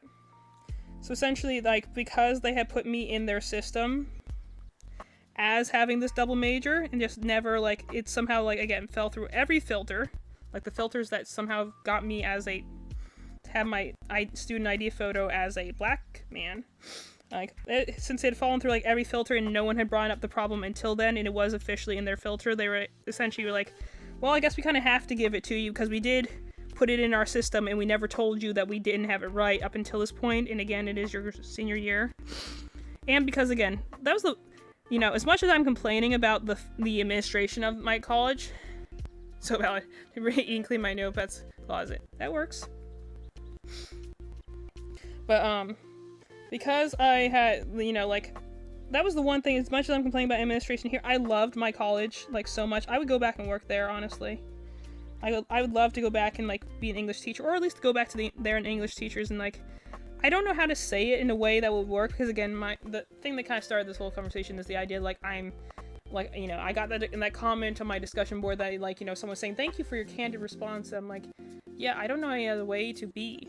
I don't know how to be not candid. I always just kind of, when I mean trying to be genuine with people, I just say things as I feel them. And unfortunately, I guess that makes people feel uncomfortable a lot of the time, but, like, I don't know how to be any other way. If I'm trying to be genuine about something, I will say things that might be cheesy or corny or whatever. And so, like, the thing is, like, I would love to go up to my professors and just go and be like, man, I could talk for half an hour about how much you've changed my life, my worldview. But I'm always worried, I'm like, is that going to just be weird? Is that going to be cringy? But at the same time, I want them to know because, you know, words are not enough, and I always feel like I never say enough. I never said enough when I should have said enough. And, you know, like, I'm like, I want you to realize how important this was to me. Like, I, as a teacher, as someone who's been in teaching positions, I love it when people tell me that. Because it makes you feel like, okay, everything you put up with, because teaching's not easy. It is mentally and physically draining sometimes. Sometimes it isn't physically, it's always mentally draining, but sometimes it's even physically demanding. And, like, I want them to know, be like, I loved it when people would tell me, hey, you've made such a difference. In my recent, like, color guard group, I, like, came up, the student and her parents told me about how much of an influence I had been on her, and I'm like, you know, that made me so happy, because it made me feel like everything you put up with, every moment of frustration, every long night, it makes it all feel like it's worth it because you changed a life. You made this moment in time good for them. And I just want to sometimes go up to my teacher and be like, you know, I talked about Dr. Newhouse earlier today, and I'm like, okay, Mochi Bunny. Pattern rule. I have little feet, little floppy ears. This is the blue and pink one I have. Just try to do solid black eyes. I'm here just in another tab, so I won't be chatting super often or anything. And, so. He's cute. But, like, I'll go and, I just want to sometimes just go to my teachers and just be like, thanks. I just want to sometimes go to my teachers and just be like, you were so influential to me. But that's the reason I like to put these things in writing. Like, that's the thing I told, like, for this discussion board, you had to write down, like, why do you write? Like, what drives you? And I'm like, yes, a deep interpersonal, introspective question. I can excel here. Like, when I have to go and, like, you know, sometimes I have to go and, like, hold myself back or be like, let me try and look proper and well-educated. I'm like, no, deep introspection. I am ready for this. I've been prepared for this. I mean, one of my things that, like, I wrote about was, like, I gave some, like, you know, my essential 3 reasons were, like, I write because, like, you know, I just have some, like, because, you know, that's how I could tell us by the discussion is, like, are you driven by something? Do you have a feeling? Do you have, like, a message you want to share? My thing was, like, I'm driven because, like, I definitely have some, like, just burning in my chest that I feel like I have to get out. Like, I write because I have to, almost, as I create because I have to. I feel this need to do this. You know, scientifically speaking, it's probably just the ADHD, but, you know, like, my other thing was that I'm like, you know, let's see, my reading was like, I just want to write, I just feel like I need to write. My other thing is that, like, writing and storytelling are incredibly important to me. Games, movies, like, books have always been big, so I want to write, make my own stories, share that with the world, influence people in some way, make them feel or think something. And then my other one was, like, writing is the easier form of communication for me. Like, I was, like, looking back at really introspective, like, my previous life, like, I was reading some other people's responses. It is, yeah. It's that dog. But, like, I was reading other people's responses, and, you know, it's just funny how many people say that, like, it was their way of, like, coping during middle school, and I'm like, that was definitely me. And, like, looking back on it, you're like, I think it was definitely, like, they hadn't diagnosed autism there, but I'm just thinking, like, that was my way of trying to process things. A lot of times it was my escapism. Because I wrote, like, this kind of, like, self-insert character that was, like, my most idealized version of myself. It was a story me and my sister used to tell back and forth. We had our, like, own ideal versions of ourselves, but I'm like, I think it was also kind of, like, trying to deal with everything that was, like, out of control and feeling, like, just kind of isolated in that particular school time. And, like, it was my, like, as horrible as I might have felt in real life, I could go and write a story about my character and feel strong. When I was doing my, like, Netherdeep campaign, I wrote stories afterwards with my character, and that was the way I processed the emotions I felt at the time. Granted, this might not have been the best way, because I probably should have told the people who were giving me those emotions that they were giving me those emotions, but my way of processing was I wrote a story. and then I could work through the character's feelings, and then I felt a little better. And so like I think my deepest reason for like writing is that it was my way of understanding the world. Like, I don't always feel like I understand people. Words don't usually work well for me, like, especially when I have to look someone in the face. It's so much harder to say things. I definitely am not great with eye contact. My mom points out every time I go to the doctors, I never look at her. And I'm just like, well, she has my diagnosis. She knows I'm not gonna make eye contact, you know? But, like, it was my way of, like, trying to figure out the world, because as much as spoken word is hard and reading other people is hard, and, you know, I always viewed myself as, like, the narrator of a story. Like, I was watching people from the outside and collecting stories to tell later in life, but I never saw myself as part of the group. I had, like, struggles making friends, but, like, when I was writing, if I write things in an email or in an essay or anything like that, I can just make it make sense. All of a sudden I can communicate with people, and people are moved by the words I write. And that was like what pushed me to like go for the writing major in the first place. I had a lot of, especially in my junior and senior years, English teachers who were like, you have a real skill here, you should consider pursuing this in college. Like, you know, more than just like writing essays, like you're really good at this. And so that's why I pursued it. But, like, you know, in writing, I can make the words make sense. When I chat with people online, in writing, I can write it the way I want it to be. I can go back over and look it over and make sure I'm saying it the way I mean to say it. Because so many times I'll, like, say something and then I'll realize later it had a different connotation. Again, same D&D campaign. I thought I was saying and acting a certain way. Everyone else interpreted it a different way. And I felt horrible the whole time afterwards. And, like, sometimes I don't mind. I am myself, and I, like, you know, again, I'm frank, I'm candid. I just say it the way I am. I try and say it open and honestly and genuinely, but sometimes it gets to you and you're like, you go and be like, I saw this way, and everyone else in the room saw it a different way. And you feel kind of isolated by that. By that fact that, like, everyone else caught something that you missed, and you couldn't have caught it. It's like asking someone to catch a ball when they don't have a hand. You're like, I couldn't have caught that. But I still feel horrible about failing that, you know, like, I felt that way a few times in that campaign. Where I'd be like, everyone else got this, but I didn't. Because I'm open and honest and kind of see things only the way I can see them. I can't be anyone else besides me, which, you know, is usually a strength term, but sometimes is a detriment. So, like, I think writing was definitely my way of trying to be like, I could be anything, I could do whatever, I can make characters and stories, and, like, it was just limitless potential in my brain. That's why I wrote. So, like, it was nice seeing the discussion board, a lot of other people having similar reasons like that. So, like, it was a way of, like, you know, it's a way of coping in a way. It's a way of understanding your world. It's a way of, like, kind of trying to add to it. And so, like, you know, in my discussion board, a lot of people were talking about, like, you know, I was very candid and stuff like that, and I was really emotional. And sometimes you always wonder if am I oversharing? But I'm also kind of like, if this discussion says go and be open and honest with your things, I'm like, this is the way I'm not pouring this on to be dramatic. I'm not pouring this on this to, like, pull your heartstrings. I'm speaking openly and candidly from the heart and writing it down, and unfortunately, we are kind of in a culture, at least in America, where you're, like, speaking that way, people think you're trying to lay it on thick. People think you're trying to be dramatic, or you're trying to pull at heartstrings, or whatever. Instead of just like, no, this is just me being honest and open. So I feel like I would love to go to my professors and go be like, you changed my life. I would love to go to Dr. Newhouse and just be like, you literally are the reason I'm trying to go and do a grad program.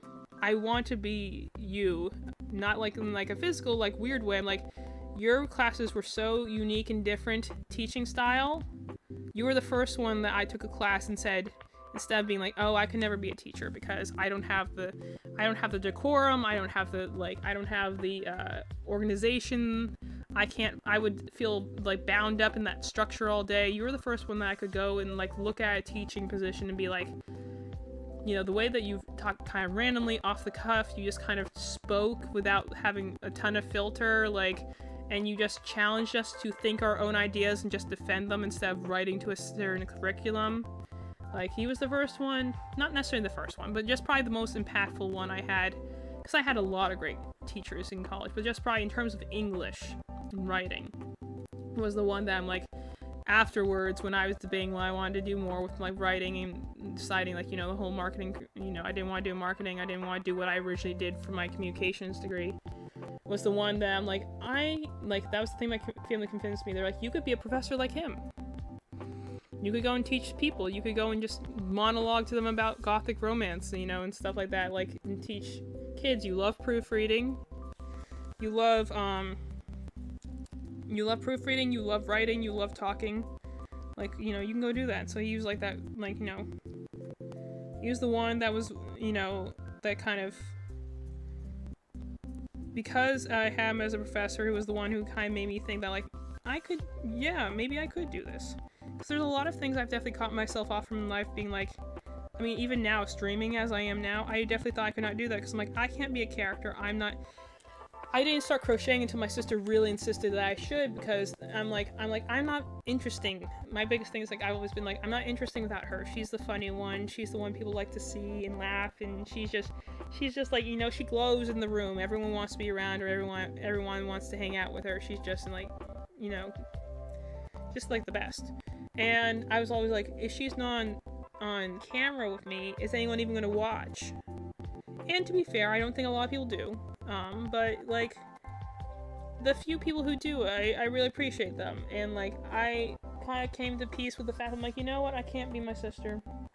I can try and be me, and maybe people will find that interesting. If I'm just open and you know, genuine about it, maybe people will connect with that. Or maybe they'll be scared off, who knows. I can never read, you know? I'm just manic and people like the energy because they're Now you're sounding like Dad. Like watching a car accident. I don't think it's that bad.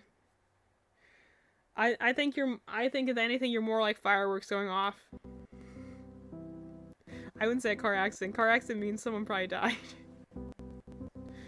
But, you know, you are fun to be around. But, and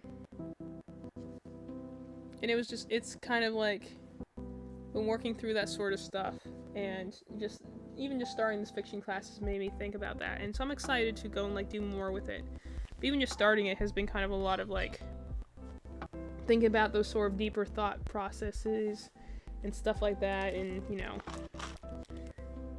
I don't know, the one guy's comment, I almost want to go and be like, thank you for making me think deeper about this, because I talked about it for 3 hours on a stream. But, like, it's just, I'm just guessing, but yeah, we have been going for 3 hours at this point. Nice. I was just guessing, I was being hyperbolic, but, like, no, apparently I have been going for 3 hours. But, I almost want to go and be like, you know, thanks for this comment. I'm just trying to be me, and you almost kind of want to go out there and be, like, genuine and be like, hey, you did so much for me. I definitely know once I get the graduate degree, I'm definitely sending, like, him and, like, a couple other professors at Peace, like, a long email being like, I finished my grad program, and thank you so much. But, like, sometimes you just want to go and be genuine about someone, but, like, you're afraid it's going to make them feel awkward, and so it's, like, that's the biggest thing I struggle with in terms of, like, reading, if it has to be, like, you know, the whole, like, oh, I'm not reading social signals, it's just the fact, like, I want to be genuine with everyone. I just want to just speak from the heart. And you really shouldn't do that most of the time. Because some people won't appreciate it, some people will just stab you, and some people will just, you know, feel awkward about it.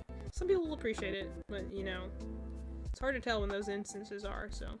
Where the people just like my outer vibes, because once they get to know the inner me, they always leave. Hey, I just talked about masking for like an hour ago, you know.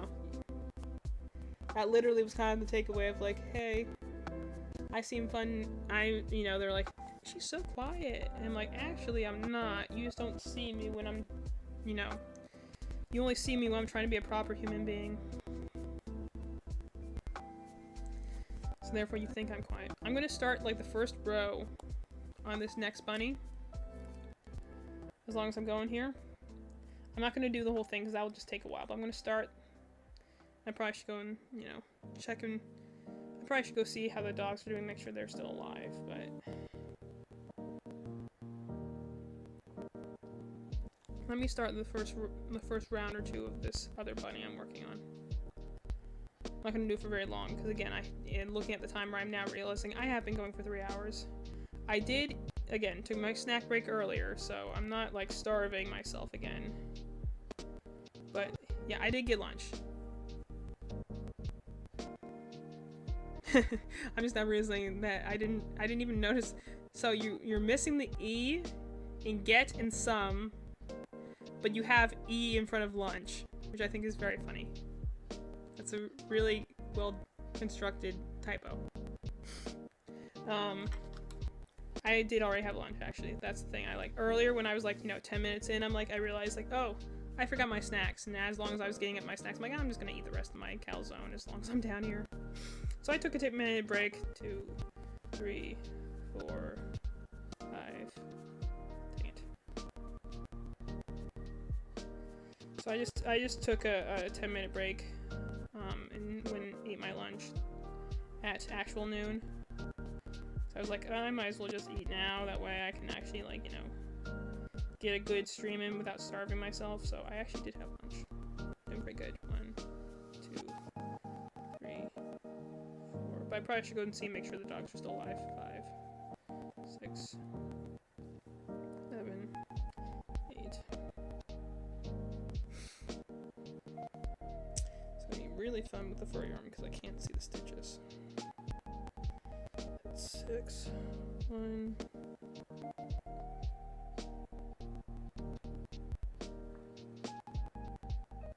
2.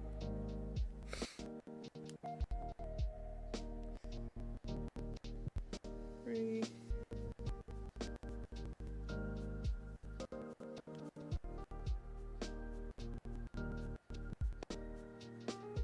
4. 5.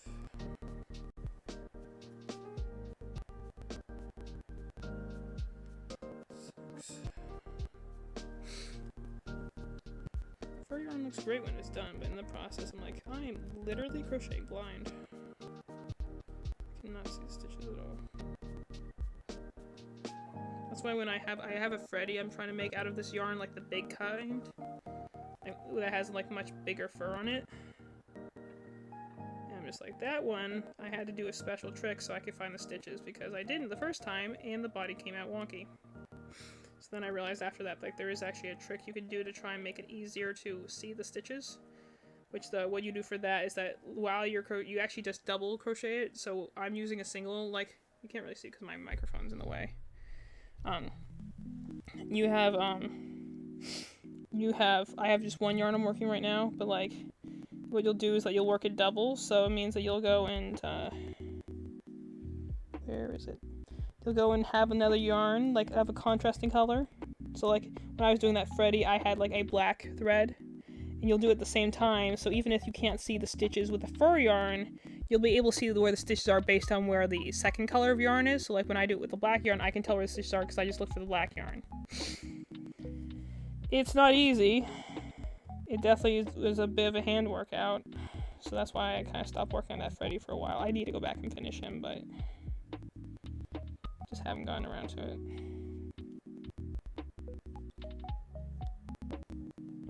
Keep starting other projects. Okay, there it is. 2.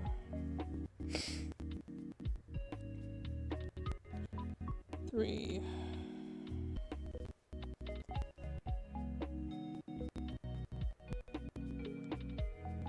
4.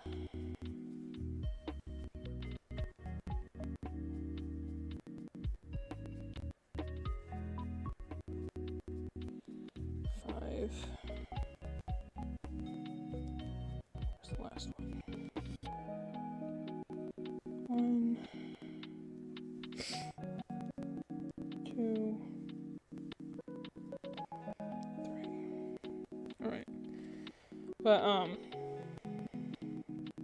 so it looks really cool when it's done, but, like, it's very hard to see where'd my stitch marker go? It's very hard to see where the stitches are if you're not doing it. Like, I'm not working a double right now because, again, this is a very tiny pattern. And admittedly, the little bunny yarn, it's very thin, and the fur on it is very small, so it's actually not too hard to tell where the stitches are. I can feel it out. It's not terribly hard to see it. But like, you know, when I'm trying to do like the bigger ones, it's a lot harder. Because there's so much fuzz that it's kind of hard to see where it's supposed to be. Tune in increase, alright. So when I did like that large Freddy, I have to do that. And not all 4 yarn is created equal. Like I have this one really, like the one thick one I did to make my Angel Guardian. Like that, technically speaking, is like a velvet yarn, but it works pretty much like fur yarn, so it is kind of hard to see where the stitches are at. But it also is like not long fur, so it's like as long as I'm feeling for it with my fingers, I don't need to use like a secondary yarn to tell where it's going. There definitely are some that I have to do that with. Lost my stitch there thing. That's nice. That's the other stuff. This stuff is just very thin.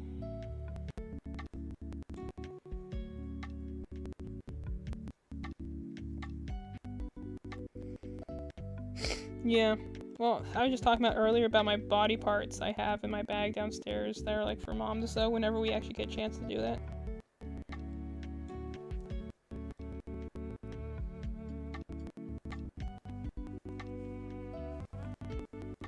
And then there's like just a half dozen projects just sitting around waiting for when we can actually finish them.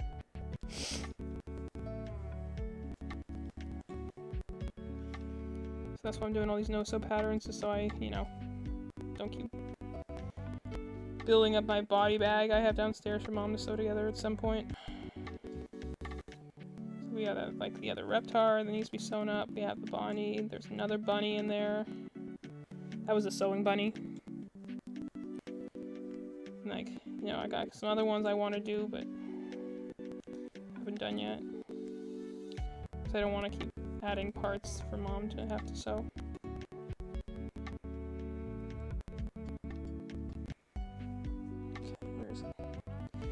Did you check your Discord, Madeline? And I sent you some stuff about the State of Play I watched earlier today.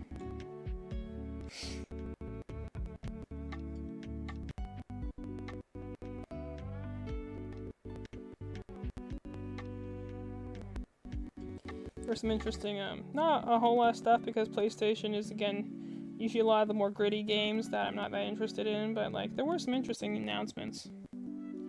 They they announced a new Digimon story game, so kind of like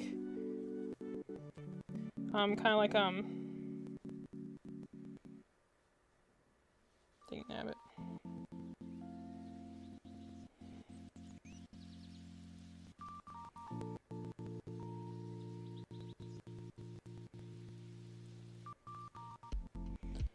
So let's increase.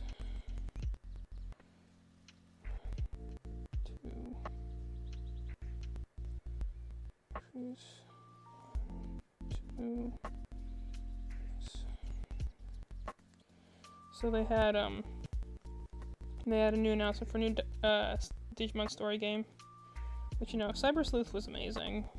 I played through that like twice, and it's a very long game, but very good game. So next one seems like it's gonna have time travel in it, which I'm down for. But like the Digimon games have been really, story games have been really good lately. And then they had the trailer for the next Dark Pictures game, the Directive 8020. Looks interesting. Definitely looks like they're going in a different direction than the other Dark Pictures games, for sure.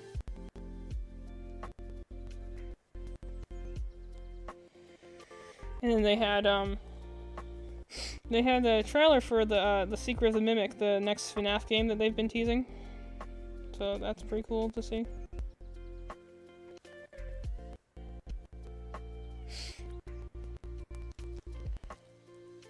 Okay. Let me see.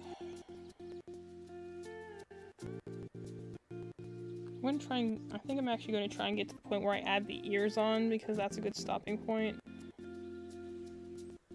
This fur yarn's just hard to see. But the funny thing about fur yarn is that you actually, most of the time, you work wrong side in with crochet, but you do wrong side out with fur yarn, because the furry parts are actually on the outside. So actually, if you flip it inside out, it wouldn't look as cool.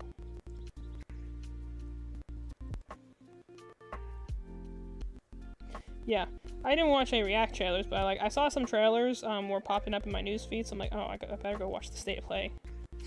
So not really a whole lot that you'll be interested in. I saw a couple things. I'm like, okay, I'll keep an eye out for that. But like those are the main ones that I saw that I'm like, oh, that's interesting. Looks like they're going again more.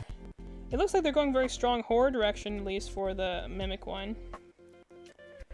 But you know, like it looks like it's gonna have like some free roaming, but more like in the way of Ruin than in the way of like Security Breach. Also reminds me of that video you were watching the other day that seemed to be talking about like FNAF fan games. I'm like, you know, like FNAF for what it is, but also I honestly prefer the way Security Breach is going because it just feels like it's trying to refresh itself as opposed to just hold too tightly to the past and realize that, you know, like the franchise is not that anymore.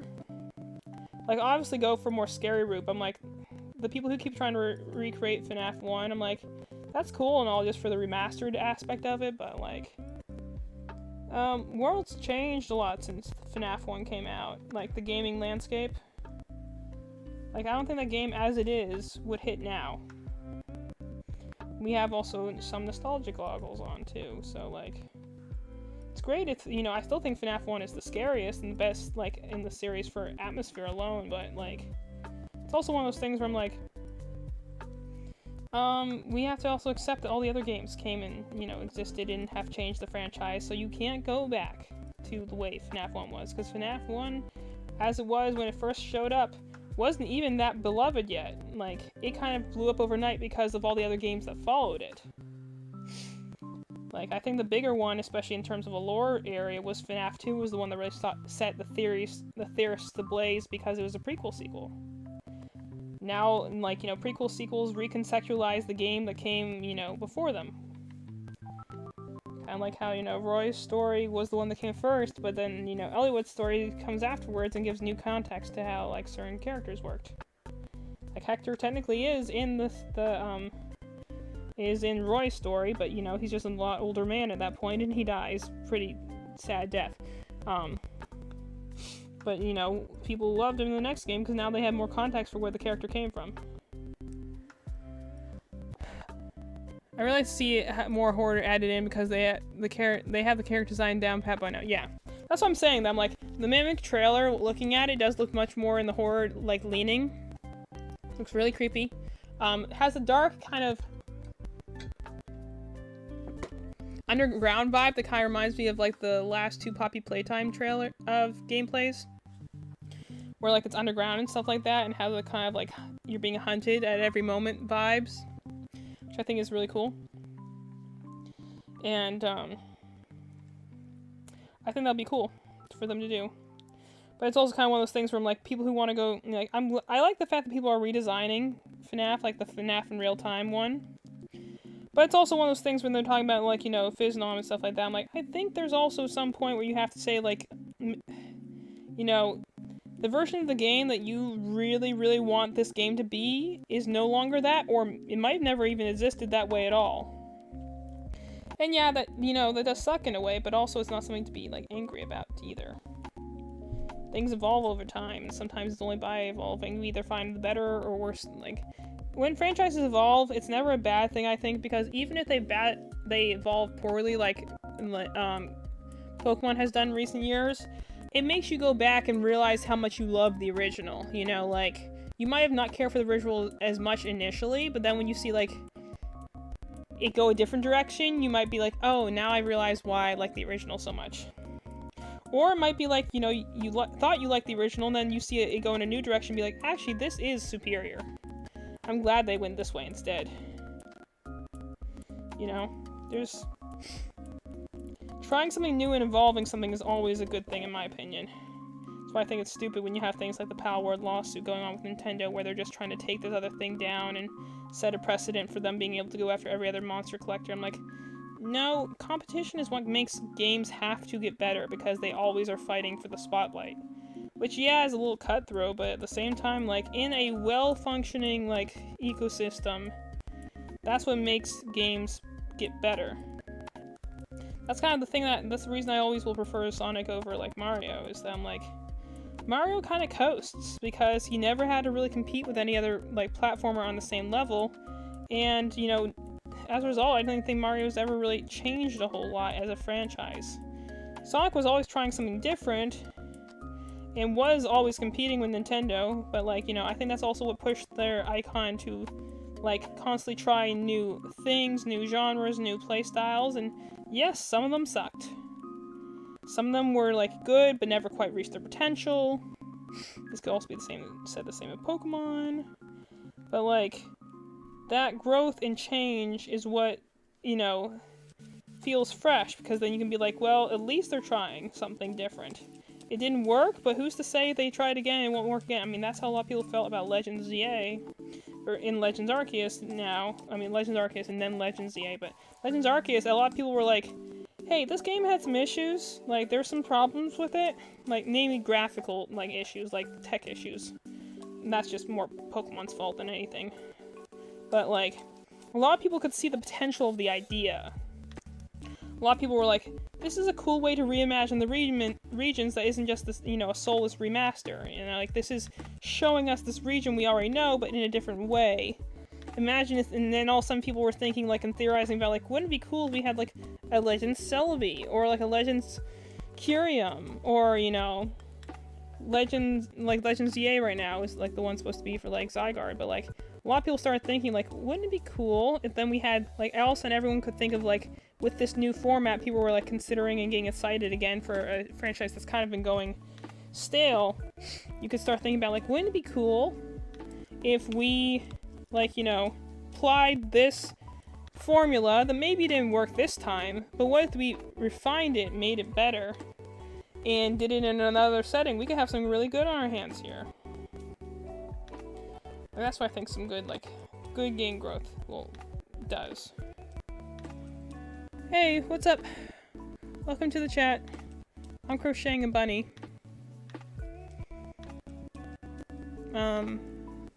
Let's see. I did this one earlier. I'm just crocheting and talking about video games, really. I was talking about my college experiences earlier, but now I'm doing this. Okay, let's see. 1, 2. Lost track of my stitches there.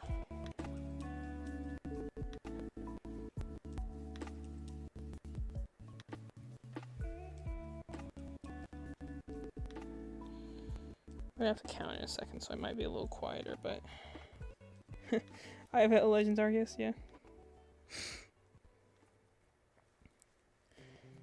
So I'm saying, Legends Arceus, you know, it had some falls, so why did it get the Pokemon community so excited again? Because people could see potential in the idea. Like, no one was saying it was perfect, and no one was saying it didn't have flaws, but, like, it was the idea of the fact that, like, this had potential to be something new and creative. Thank you! I've been, crocheting, for several hours at this point. So I'm making another bunny. Got little tiny ears. I'm using this very fuzzy, like, fur yarn. It also, though, means I can't see my stitches, so, like, I'm really kind of feeling this out with the tips of my fingers. 4, 5,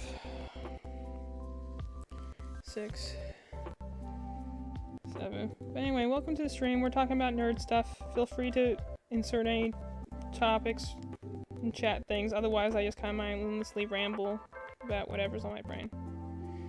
But, like, the whole reason people, I think, liked Legends Arceus so much was more just the fact of, like, it was not the same old tired Pokemon formula that we had known so many times before. It finally felt like this was, you know, and a lot of people were wary of it. Like, you made Backsidle? Not sure what that is, to be honest. Maybe I'm not reading that correctly.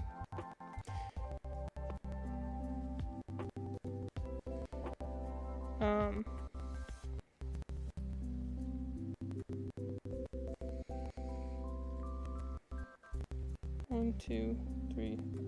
I might have put that too far over. Go back 1.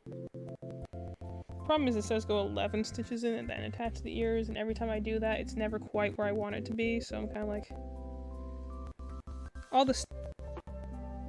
All the stuffies behind me? Okay, yeah. See, I need my sister to interpret for me sometimes.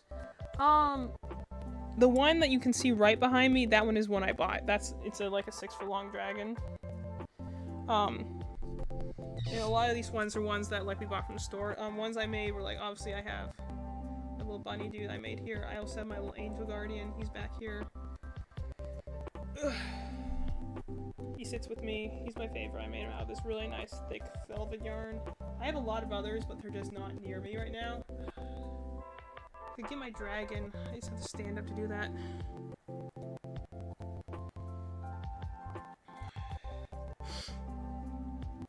Okay, give me a second. I'm gonna think about this. So I need this facing outwards. So I actually have to sew it like that. This is fur yarn, so I have to make sure I'm not doing this wrong.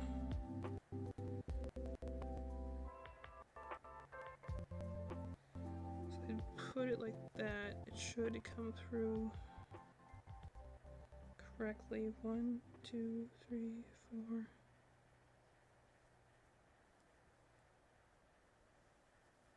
One, 2,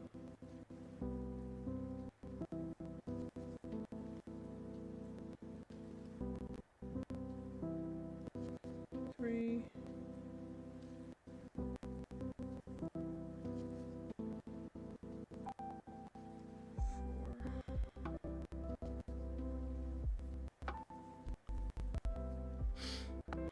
1.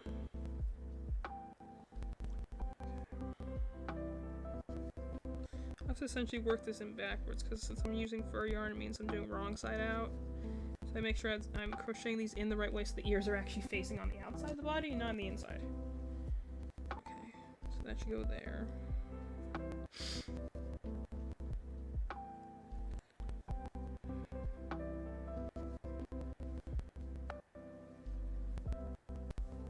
One, 2, 3, 4.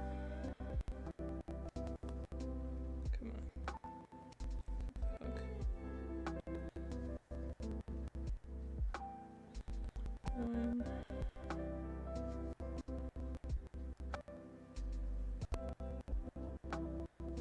2.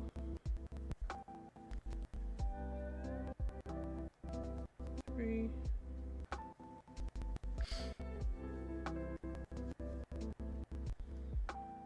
4.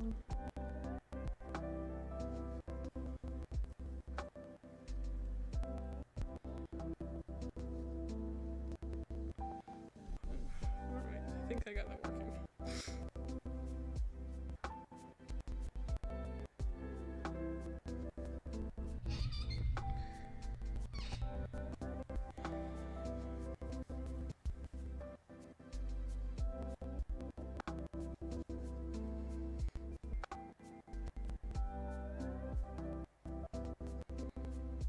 Yeah, I mean, if you're watching the stream, you'll notice we actually have a lot of assets in the background and in like the chat, the main page. I actually made all of those, so we actually are pretty dang good on creation.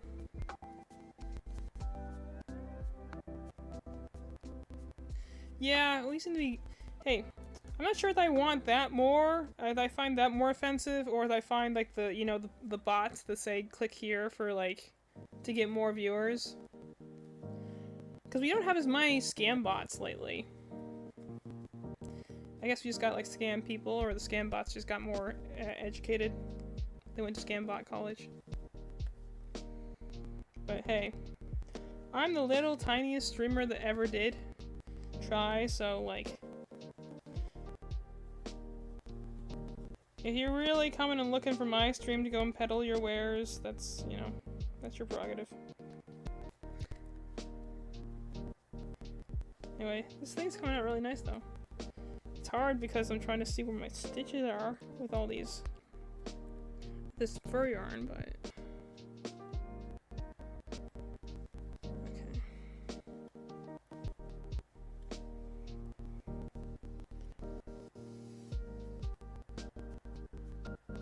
Do one more round so I can.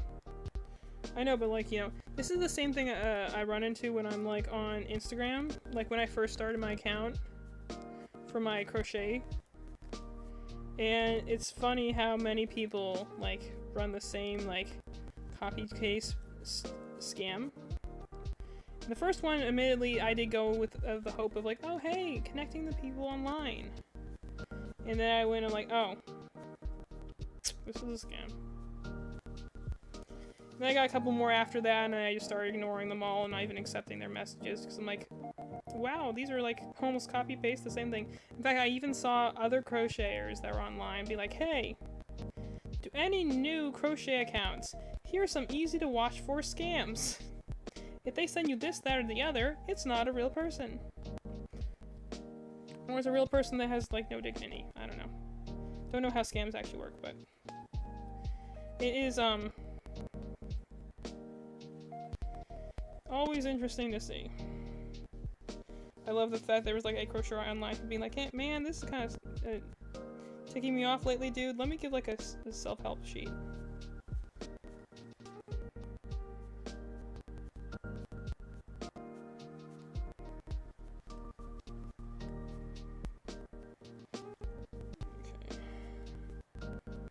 One, two. I'm sure my audio is gonna be all over the place for this particular thing. It's because I keep moving the microphone as I have to reach for things. So I'm sure my audio is gonna be all janked up because I keep moving how close or far away it is from my mouth.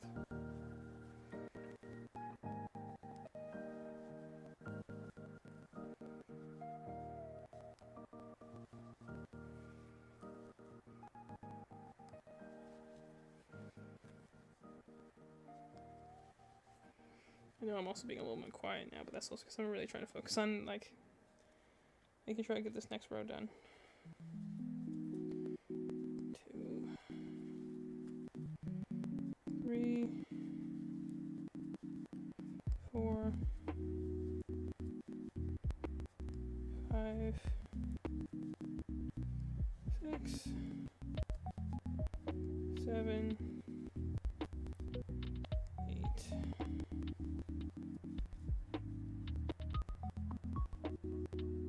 Well, that's definitely concerning. That's way more stitches than I need to have. I must have skipped some in the middle there.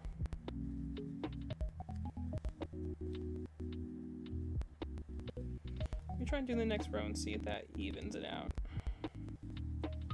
Sometimes you just miss something, you can usually get it to work again. Let me do another row and see if I can get it to fix. I think I might miss one on the ears, potentially. These things always have like a big butt in the back. I'm never sure why it does that. Okay. Maybe I should try and count this time. Make sure I'm not missing anything. 1, 2, 3,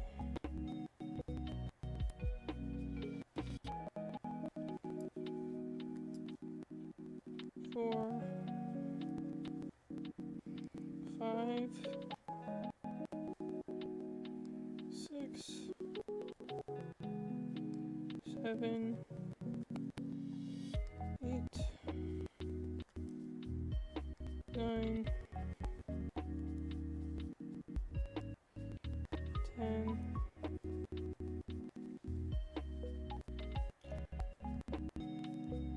1, 2, 3, 4, 5, 6, 7, 8, 9, crease, crease,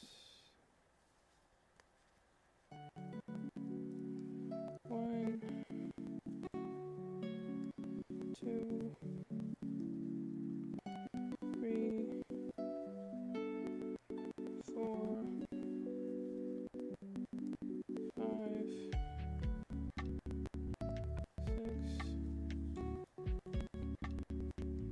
7,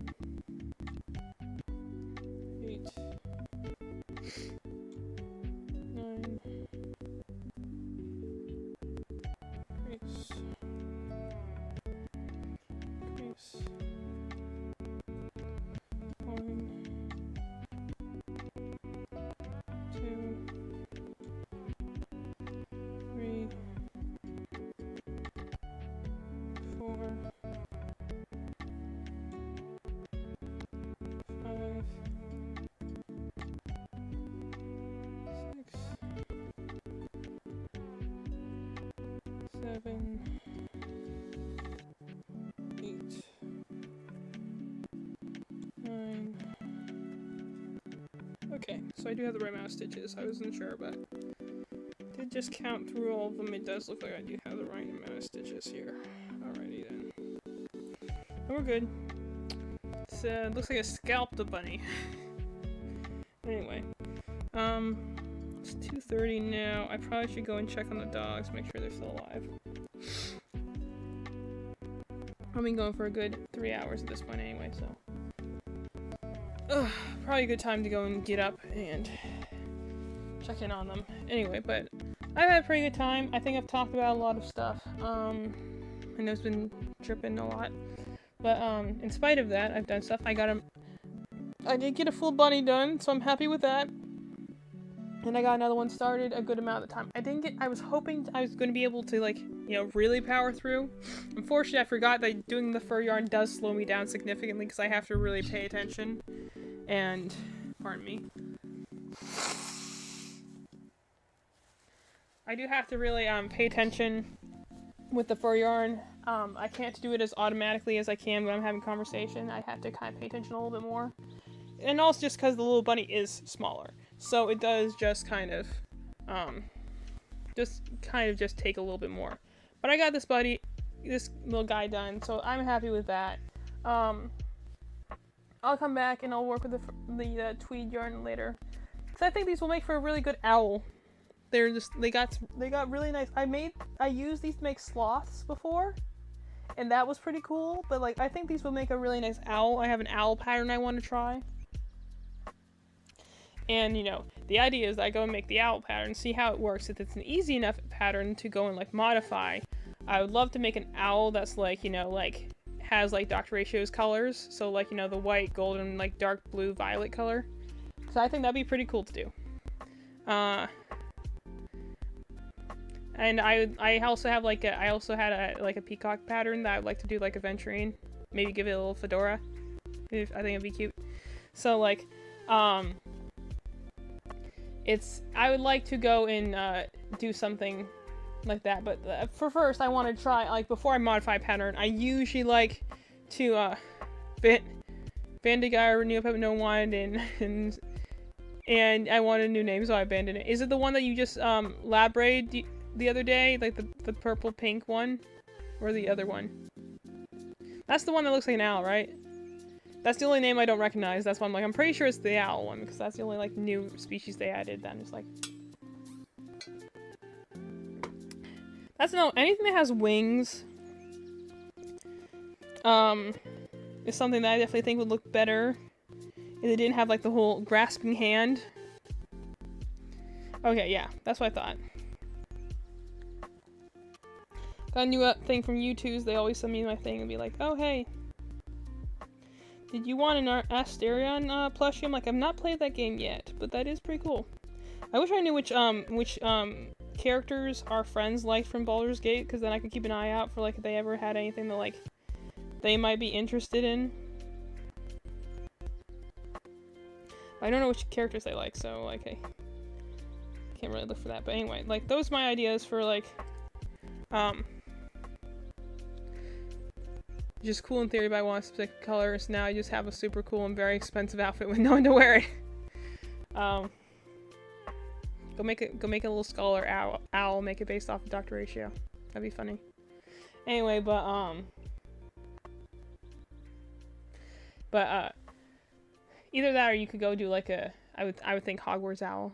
I did have someone I was chatting with in my class, like, you know, for the introduction post, and she was talking about, like, you know, 'cause she's like, oh, cool. Like, she was saying, like, I crochet, and I put in my introduction, you know, like, things I did and stuff like that, and she's like, and I work with preschoolers, and, like, she even has, her youngest daughter has, like, my exact name, like, not just the nickname, but also, like, the real name that the nickname is based off of. I'm like, okay, you know, points for nickname, but most of the time people shorten that from Evelyn. Like, the fact that you actually have my actual name, like, that's pretty impressive. And so, like, we were chatting about that, and she's talking about Hogwarts Legacy. I'm like, I unfortunately have not played that game yet. My sister owns it, but she never played it. Yeah, I know, right? Like, I'm surprised anyone uses that name, but, like, the true question is whether it's pronounced the way I do or not, but even just having the name is still kind of impressive. But, like, and she was saying, like, oh, and she crochets, and she works with preschoolers, and I'm like, cool. So I chatted her, so I send her a message back, but I'm like, you know, I'm gonna try and have fun with this class experience. Also, that's why I'm thinking you might do well if you when you got, like, you know, when you got further education, Malin, because remember, grad programs, at that point, you guys have already, like, weathered the war that is getting your initial degree. So at that point, like, you know, you're still probably gonna have bummer classes. I actually got the tail straight on this bunny. That's nice. All the other ones I've done so far have been crooked. But, you might still have classes you, like, don't like the concept of, but, like, most people who are in there are, like, you know, in it to be in it, because, you know, you're seeking grad school. It's not like a basic, you don't have any, like, introductory level classes. It's like you go right into the study and then, you know, to learn the degree. So, like, I do like that aspect of it, where, like, you're going in and, you know, you have a lot of writers. They're all coming at it from different angles, and there's already someone who's kind of trauma dumping in the chat, because I'm pretty sure I worked with her in a different class, but, like, it's nice to see those sort of things. Anyway, so I'm gonna do my thing.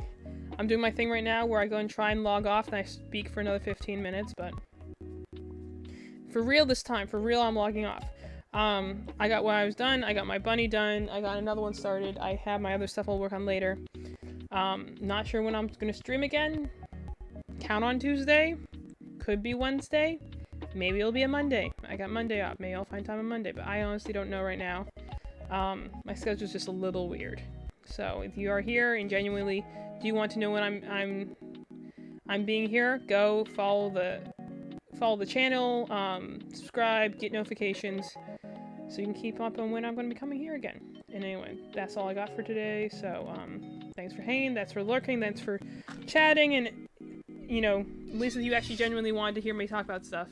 And I've enjoyed your presence. And I'll see you guys all again later. Bye, Malin.